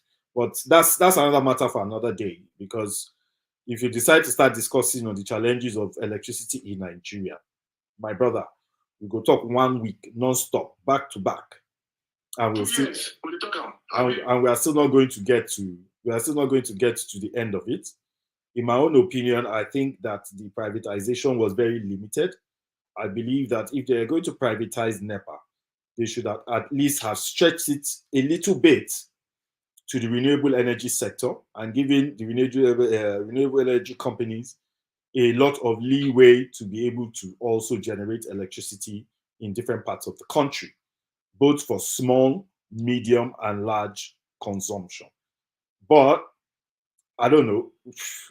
I mean, I've never been in government, quote and unquote, in the sense of me being able to make policies and implement policies. So I can't really say much about why they make the decisions that they make. But we can only contribute to it. And we can only say these are the issues that we see. But in order for us not to live on Instagram for tonight, except Kenny wants to actually take on Mustapha one-on-one, but I don't think that's necessary. Tonight it was a case of let's listen to Mustapha, let's hear what is happening with Atiku Abubakar. Tomorrow night, we are going to be talking to an APC spokesman in the United States, Mr. Bakari. Yeah, and they will come and start quoting IGR and figures at 3 billion. And everybody calls him DJ Bongoli and all that. A very intelligent, brilliant man. He probably should be one of the presidential candidates as well, regardless of what party. I'm not saying for APC, but for whichever party. I think he should also, be participating, adequately when it comes to elective positions rather than being in a supportive position. You would love to listen to the guy. He's fantastic. His brain is hot. And he gives a lot of, like Mustapha mentioned, a lot of data. He talks, quite a lot of data. It makes sense. I find his data quite interesting. You need to bring me in together. Let's talk, because you see, let me tell you something. Sorry, I'm taking your time, but I was a little bit sleepy, but now I'm ready for any APC person to come. Let's talk. Why are we crying in Nigeria? Why are we crying? If I ask them that question, or ask any other person, they don't know why. Yeah. I'll be going to tell you something. I lived in a country where, and I'm not going to name the country. I used to live in that country, and where their government policies worked. Yeah. Now the reason why it worked was because there was some form of sanity when it comes to uniting the various ethnic whatever. But I tell you, the APC rather, I have to respect, our organs, our fathers, and we have to give them respect. That's what we brought up. The APC will say, they will quote this, they will quote that, they will quote this. When people come and talk his own, quote this, quote that. There is nothing that any of them is saying that links towards let's bring the nation together, let's heal the nation. If your nation is not healed, no matter how good your policies are, it will not fly, it won't work. It's going to be difficult for you to govern. No matter how good the policies are. So when I talk to my fellow people, friends, and people in different political parties that will have argument, first, let's bring everyone together. So you are taking what you are doing now is that you are taking this discussion to a very totally different sphere, and this sphere. You know what I'm saying this. This, I'm going to point to Atiku Abubakar. That's what I'm saying. What I'm saying. okay, because you see, when it comes to the issue of Nigeria being healed, I have my own opinion, in terms of what I see or I think is going on in Nigeria, rather, and a lot of ethnic and religious division. Some might say I am wrong, but I can cite an example for you. It seems that the majority of supporters of Bola Tinubu are from Western Nigeria. The majority of supporters of Atiku Abubakar are from Northern Nigeria. And the majority of Peter Obi's supporters are from Eastern and Southern parts of Nigeria. You also now have a mixture of Tinubu's supporters being Christian, Muslim, depending on what their interests are. You have a majority of Muslims up north supporting Atiku Abubakar, and Atiku was also once quoted as saying that being a Muslim, they should vote for him. We have seen Peter Obi going to churches to go and be campaigning. Probably they are being politicians. They are taking advantage of the fact that Nigerians are very political, so they are leaning on those emotions and using that to campaign. But in my own opinion, these are also part of the issues that are driving Nigeria apart. Because if you are not dealing with Nigerians on the basis of them being Nigerians, you are dealing with them on the basis of either region or religion, then you are creating more problems than you're actually supposed to be solving. I don't know if I'm making any sense to you. I think you have, you see, that's the point I'm driving at, okay? Mm-hmm. I'll give an example. I'm a Nigerian. I'm a Nigerian. I'll put it that way because I have Igbo blood, I have Yoruba blood, I have Hausa blood. I have Christians, some of my family members are Christians, and majority of us are Muslims. I will go to kill ourselves. Mm. You understand what I'm saying? Look, what I think we should be doing is, first of all, preaching all these candidates is preach unity. Look, all this, I will do this, I will do this, I will do this. Yes, we know. Or we don't want before, or if you do one. Mm-hmm. Let's talk about unity. Let's unify this. See, we cannot divide 100%. So don't get me wrong. There's nothing 100% that works in life. A lie. Mm-hmm. You understand? But to a certain level where I, as a Hausa man, can look at the Igbo man as my brother, and the Igbo man will look at me as his brother. It's not that we don't have those two things. I'm not saying that it doesn't exist. Mm-hmm. It does exist. But there's a lot of feud, Habib. I can tell you, I was in Europe recently, and we had a discussion with someone. And this is a very learned person, Habib. A very learned person. And you won't believe it. He's from the south. And when we were discussing, he said, look, why are you not voting for a southern president? Is because they cannot hold the country together. Now that's his opinion, not my opinion.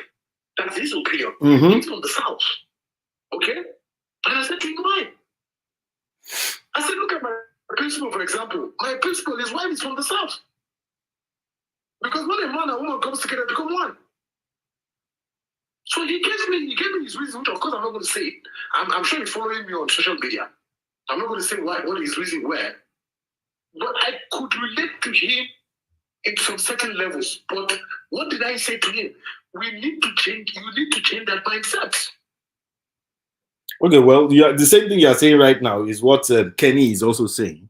Kenny is saying that Atiku should step down from the race, that it is the turn of the South. My brother, if you go into that topic, I'll prove it beyond reasonable doubt that it's not the turn of the South. I can prove it. Whose turn is it? Whose turn is it? Whose turn is it? It's not, in fact, it's the turn of the Northeast. Let's break it down to geopolitical zones. If you want to go to that, that's not topic for that day. But if you want to go to the South, let's come back from time we came to democracy. Let's look at the president. Okay. And the number of years he spent as president. Oh yeah, break it down. Break it down. Obasanjo Southwest. Southwest, he did 8 years. How many years did Jonathan do? 5 years, substantive president. That's how many years? That's 13. 13, I mean. Who else came after that? Okay, so let's go back to northern president. How many years did this guy do? What's his name? Yerdua. Yaradua. Yerdua. I think Yerdua did 2.5 years or something. How many years did Buhari do? 8 years. Plus 8 plus 2 is what? 10. So what are we saying? But what you're saying is this, because the way the average Nigerian will look at it is this. Don't look at don't even look. If you take even PDP as the party, now let me talk about political party. How many years did we do?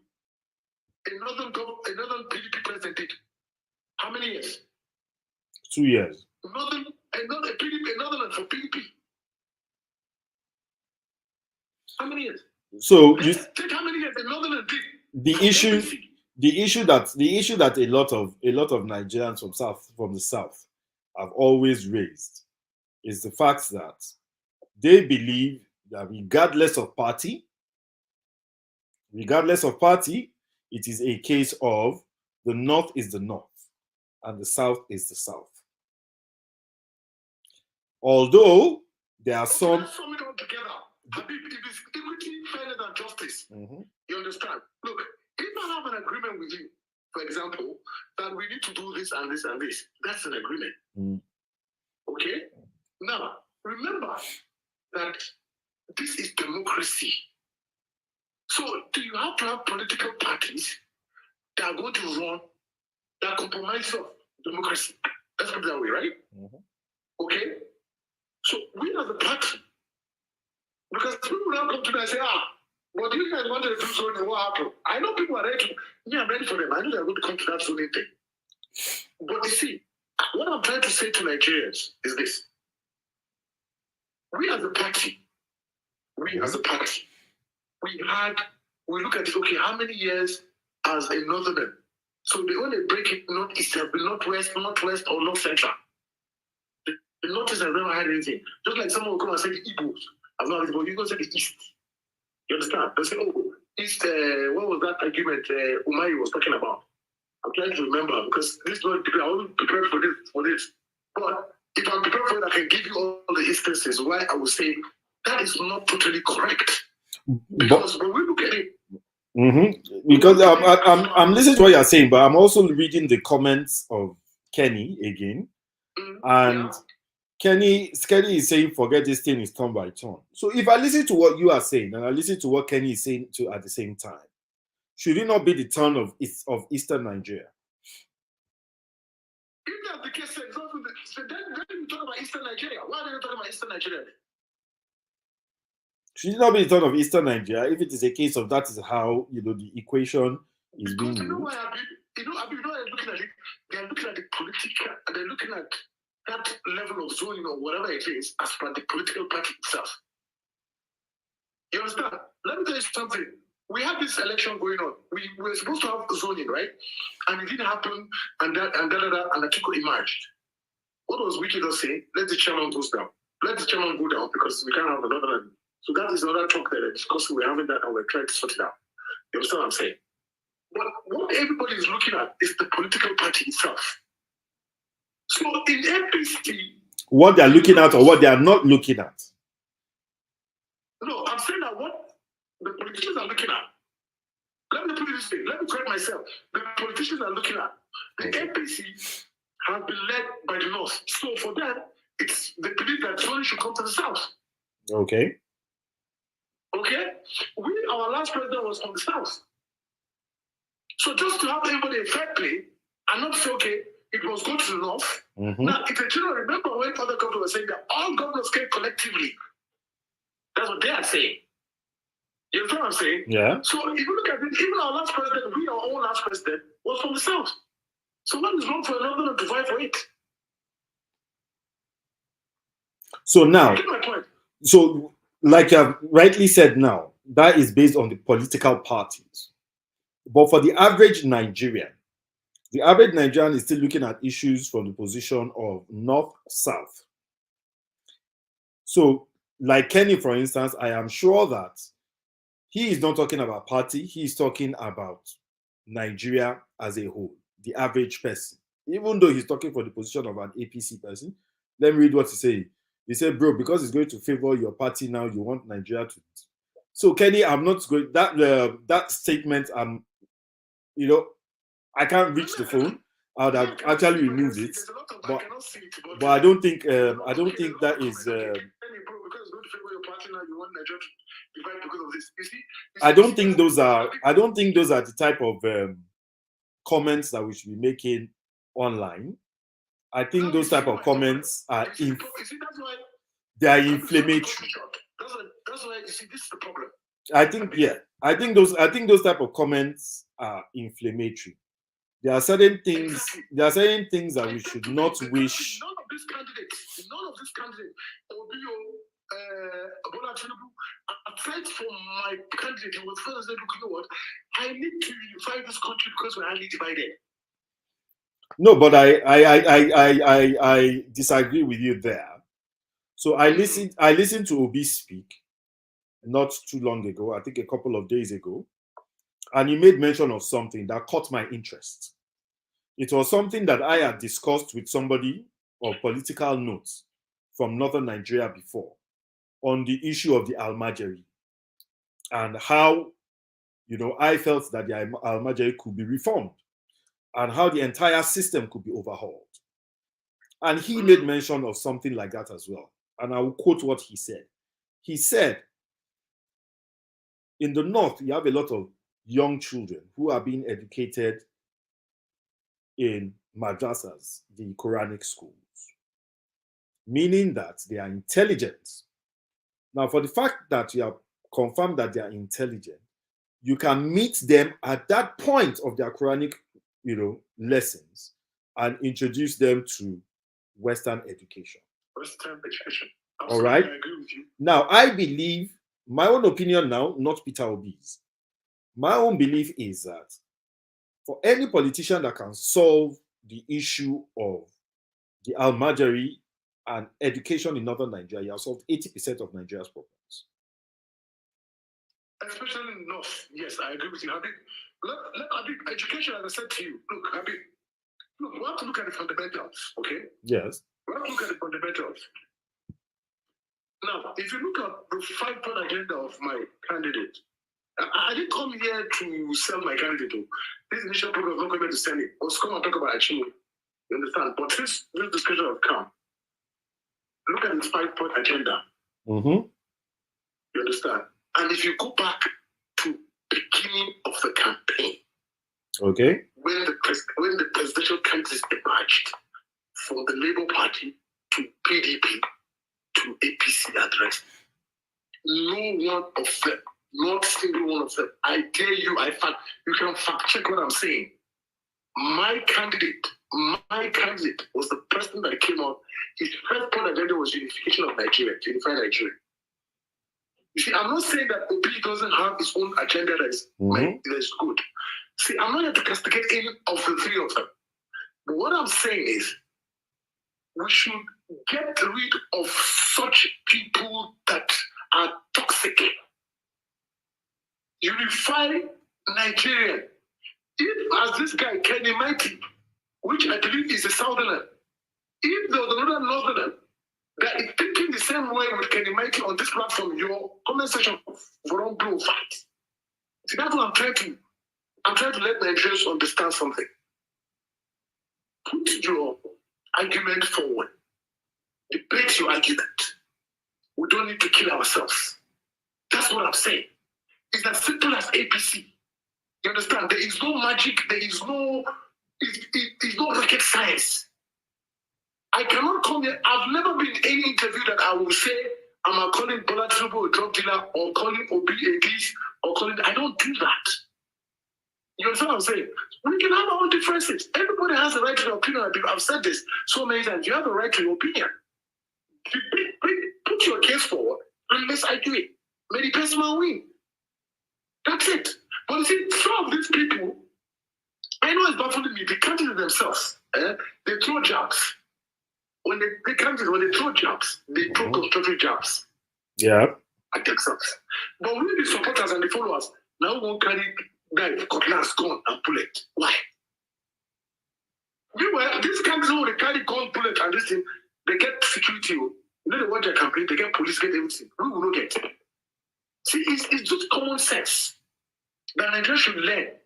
People that went through the Civil War, sorry, I'm digressing a little bit, and people that were born during the Civil War era, or people that came out from just the Civil War, would understand that violence is not it.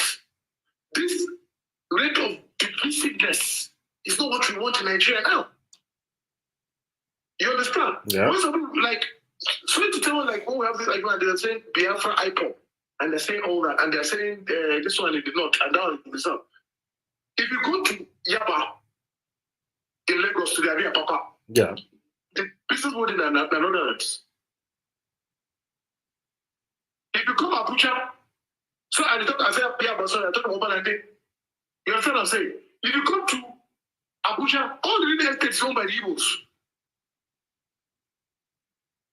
They have huge investments in Kano. Salongari is owned by the Igbos. Alaba Market in Lagos, and the Igbos rule there. So what are we talking about? So we need to unite. Look, maybe people say I'm wishing. But the truth about it, for us to have good governance, we need to bring the country together at some point.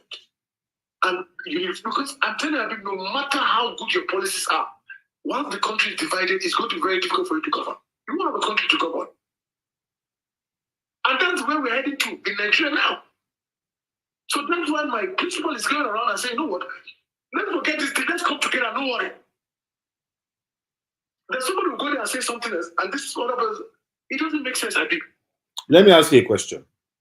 Do you think all these issues about North-South is as a result of Nigeria's political parties not having a clear ideology?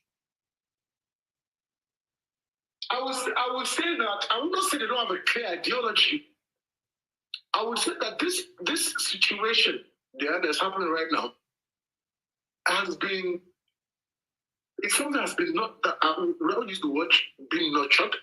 Will I say that? I don't know, correct me. Listen, I go to speak to people in English. You understand? Mm-hmm. You see, the problem that's happening in Nigeria has been, when people don't have idea of handling or coping a situation or handling that situation in the best way possible, where either parties does not feel aggrieved.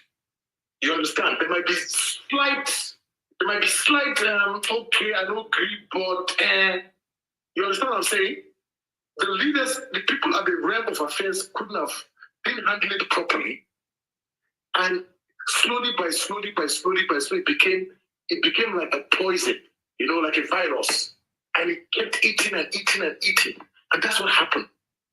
We've reached a point whereby if you and me know they support the same candidate, or we're not the same political party, or we don't have the same political ideology, we will begin fight. We will just on top of one person. This is what it is. Then this is how the religious aspect came. When I tell people that I say it's between Christians, the North and South, Muslim and Christian, I said, no, that's not the issue. The problem is not the North. It's like America saying, or Saudi Arabia saying they are going to go to Rome and tell the Romans to become Christians, to become Muslims. That's exactly what people are saying. But that's not the issue. The issue has been problems of religion being escalated by the scholars and some people in the realm of affairs within a certain region. So they now take it and generalize it and say, oh, the Hausas don't like the Igbos because they're Christians, or the Muslims don't like the Christians. No. If you look at even if you go to Bello Methodism, he said it in his book, and I said the problem of Nigeria is like even before 1960. These issues have been there, but the people at the realm of affairs did not feel it was necessary for them to intervene and try to, settle those people that were aggrieved. Some people don't understand what I'm saying. They think I'm saying theory, I'm telling one history. No. The Hausa Muslim cannot go and tell the Yoruba Christian to become Muslim. It's not possible. But you see, the Hausa Christian or the Hausa Muslim or the Northern Muslim, rather, or a certain region, will be agreed with the other within the same region. And I don't know if I'm making sense to you. I don't want to be too, I don't want to take this to another level and people tomorrow I'm all over the internet. But what I'm saying is that this problem that you just asked me, it's not that the political parties, this is not political parties. It's from the people, the elites themselves. So you don't have to be in the political party to be an elite. You understand what I'm saying?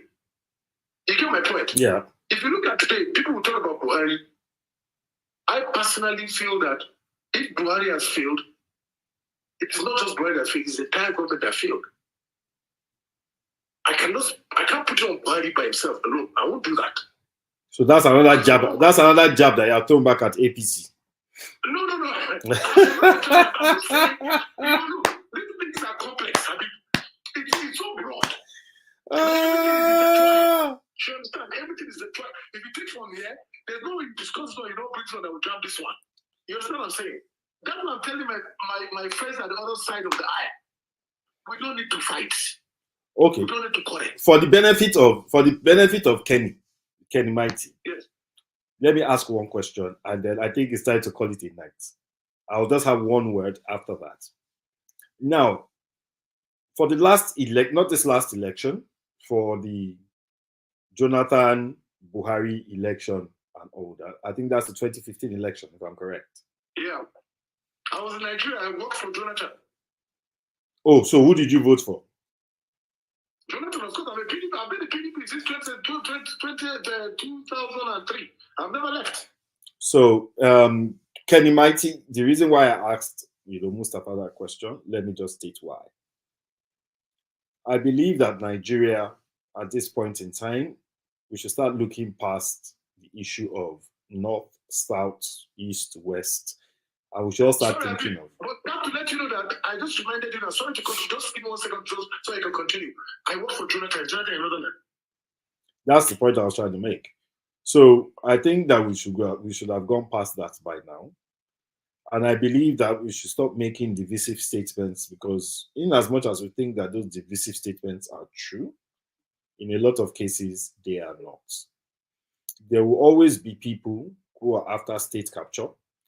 There will always be people who have their own interests, and they will sell their agenda just so that they can maintain power. From my experience, when it comes to the issue of power and the issue of money, power knows no tribe, power knows no religion. And the same thing goes for money. When these guys sit down and they decide to do their power sharing arrangements, they do not discuss if you are from the north or if you are from the south. When anybody is doing their corrupt practices and all whatnot, they share money. You have corrupt people in the north, you have in the south, you have in the east, you have in the middle belt, you have everywhere. The same way you have bad Muslims is the same way you have bad Christians. So I think it's time we start looking, inwards and start telling ourselves that there's a lot more to life than region, race, ethnicity, or religion. There's way, way, way too much to life than that. And we can all live happily, in peace, despite whatever religion that you are doing, despite whatever the color of your skin is. We need to be able to move past that. We will never grow if we keep thinking like this. It's the turn of the north, it's the turn of the south. We need to move past it. Atiku is from the north.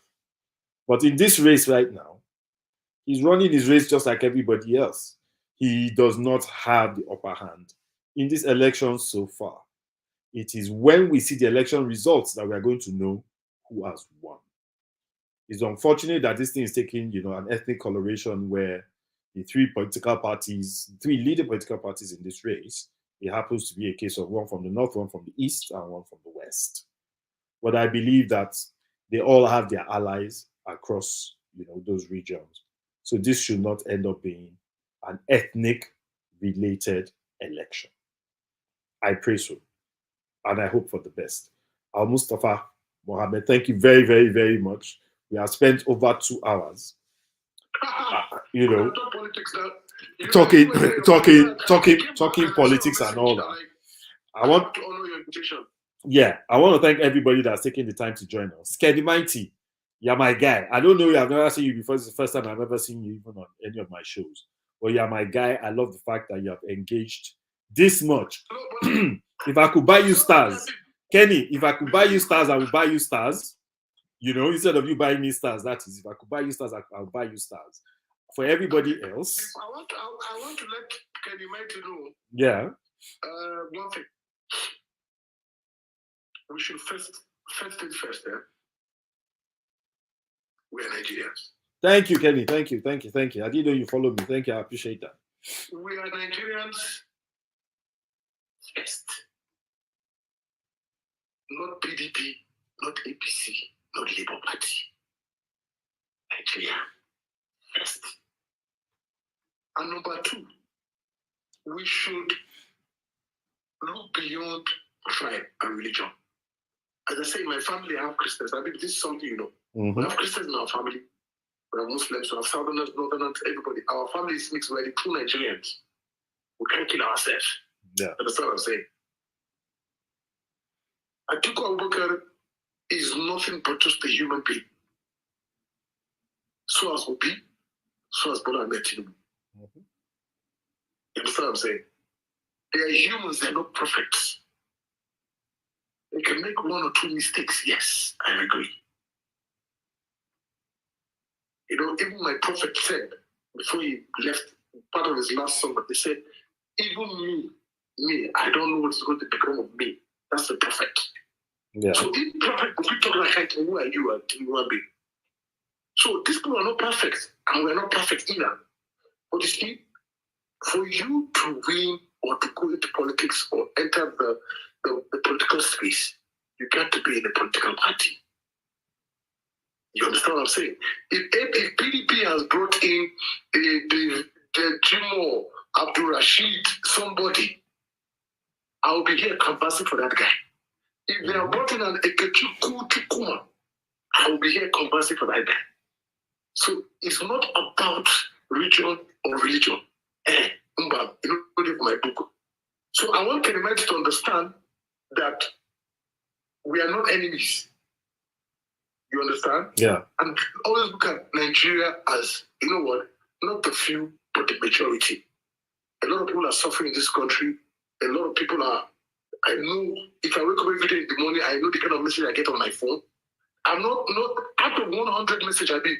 Now only maybe 1 or 2 go say, bros, what did happen now? Finally, I know you're from you. Are you okay? The rest 98, now problem they give me, I don't even know how to finish solving the problem. Look at my head, don't talk because problem. You understand? So we should big man, big problem. You don't talk, finish. Problem. People every day, one person normal is sick, picking no go school, this one get accident. Problem every day. You understand? From the north, from my mama's side, my mama come from Masaba, Delta State. From my side, from my papa's side, problem. My uncle's side, problem. And they're one country. You know? So I beg, thank you so much for having me on this program. All I want to clarify for you one more time is, Mike Achimugu'S has never been an official aide as far as I'm concerned. To Atiku Abubakar, I've not seen a letter that says that he is an aide official signed by Atiku Abubakar. Every other letter was signed by somebody, not Atiku Abubakar. Number 2, all this SPV, what they talk about, also people English, I don't understand where they come from, because even the company talks say they use state floater, Atiku didn't be there. You understand? So as far as I'm concerned, I do not believe in whatever is online. I believe that this is politically motivated until it's proven otherwise. And my candidate is ready to, also when they say that they go court, make they go court. My candidate will be ready after he don't finish a campaign or waiting, because right now he just leave for you. He don't enter plane again, they go to that place. The man is then there every minute. From helicopter to plane to boat to car. The man, they work tirelessly. So we are not scared of anything. We are not worried about anything. We know these are all lies. These are all fallacies until proven otherwise.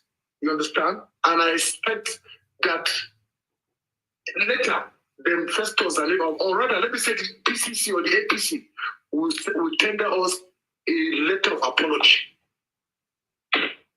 Okay, I'll wait to see Festus Keyamo and Femi Fani-Kayode they do that. We know that we are in the era of push me, I push you, shout, I shout, and all that, and that is not the way politics should be. So we'll wait to see how things turn around. Tomorrow night, we're going to be talking to Mr. Bakari, like I stated earlier on, Abela Bakari, called DJ Bongo Lee, or should I say AKA DJ Bongo Lee, who's going to be giving us his own perspective on this issue. And somebody made a comment, wrote to me, 2909, said that we are not, interviewing Nigerians in Nigeria to talk about the elections. We are trying our best to do that when we can. The challenge we have in a lot of situations where we are interviewing people in Nigeria is the influence of this religion, region, and things like that. It keeps cropping up. And we keep saying we need to remove these issues. A lot of people that can talk, actually, in a lot of cases, are even afraid to talk or say things the way they truly feel, simply because of how volatile the situation is right now within the country. But also note that a lot of people who live abroad also have PVCs, and they're also all going home as much as they can to go and vote. Yes, there's economic challenges and all that globally, but some of them also do. And we'll keep trying to talk to Nigerians as much as possible. If you go back, we were rating 2909 to go and watch a lot of our shows, you will see that quite a few politicians who even reside in Nigeria, for that matter, have been on the shows and they've actually spoken. We've spoken to people from the south, we've spoken to people from the north, we've spoken to people from the west who have, who are prominent politicians who have actually said something at some point in time or the other. So you can go back, you can go and watch a lot of those shows. And we are still going to be talking to quite a few more in the upcoming elections. We're going to be talking to a politician from northern Nigeria, one of the most troubled spots in northern Nigeria, for that matter, very shortly, probably next week. She is from one of the smaller parties, but she's actually taking her constituency by storm. We're going to be talking to her as well sometime next week. She's going to come on and she's going to tell us, what's going on in her constituency and how she hopes to be able to turn things around there. And we hope you'll be there to join us as well. So I want to thank you very much, everybody. Now, Kenny Mighty, next time if you see, Mustapha is on the show and you want to join the show, please send a request. We are going to give you that, we're going to give you that space to sit down and fire Mustapha as much as you want, and all those PDP people, fire all of them, all the PDP people, all the OB people, please fire all of them. Diary of a Canadian Mom, I see you. Thank you very much for joining us. You are also coming on sometime during the week because we need to talk about what your perspective is on Michael Achimugu and Atiku Gates, as it is being called. I don't know why I'm not calling it Atiku Gates. Probably because what do they mean by Atiku Gates? Probably because I'm not accusing anybody of anything. I just want to hear, just like so many other people, what is actually going on. So thank you very much, everybody, for taking out the time to join us tonight. We'll see you tomorrow. We'll send out the notification because we are still trying to confirm a time with Mr. Bakari so that we will not give you a time that is not working for everybody.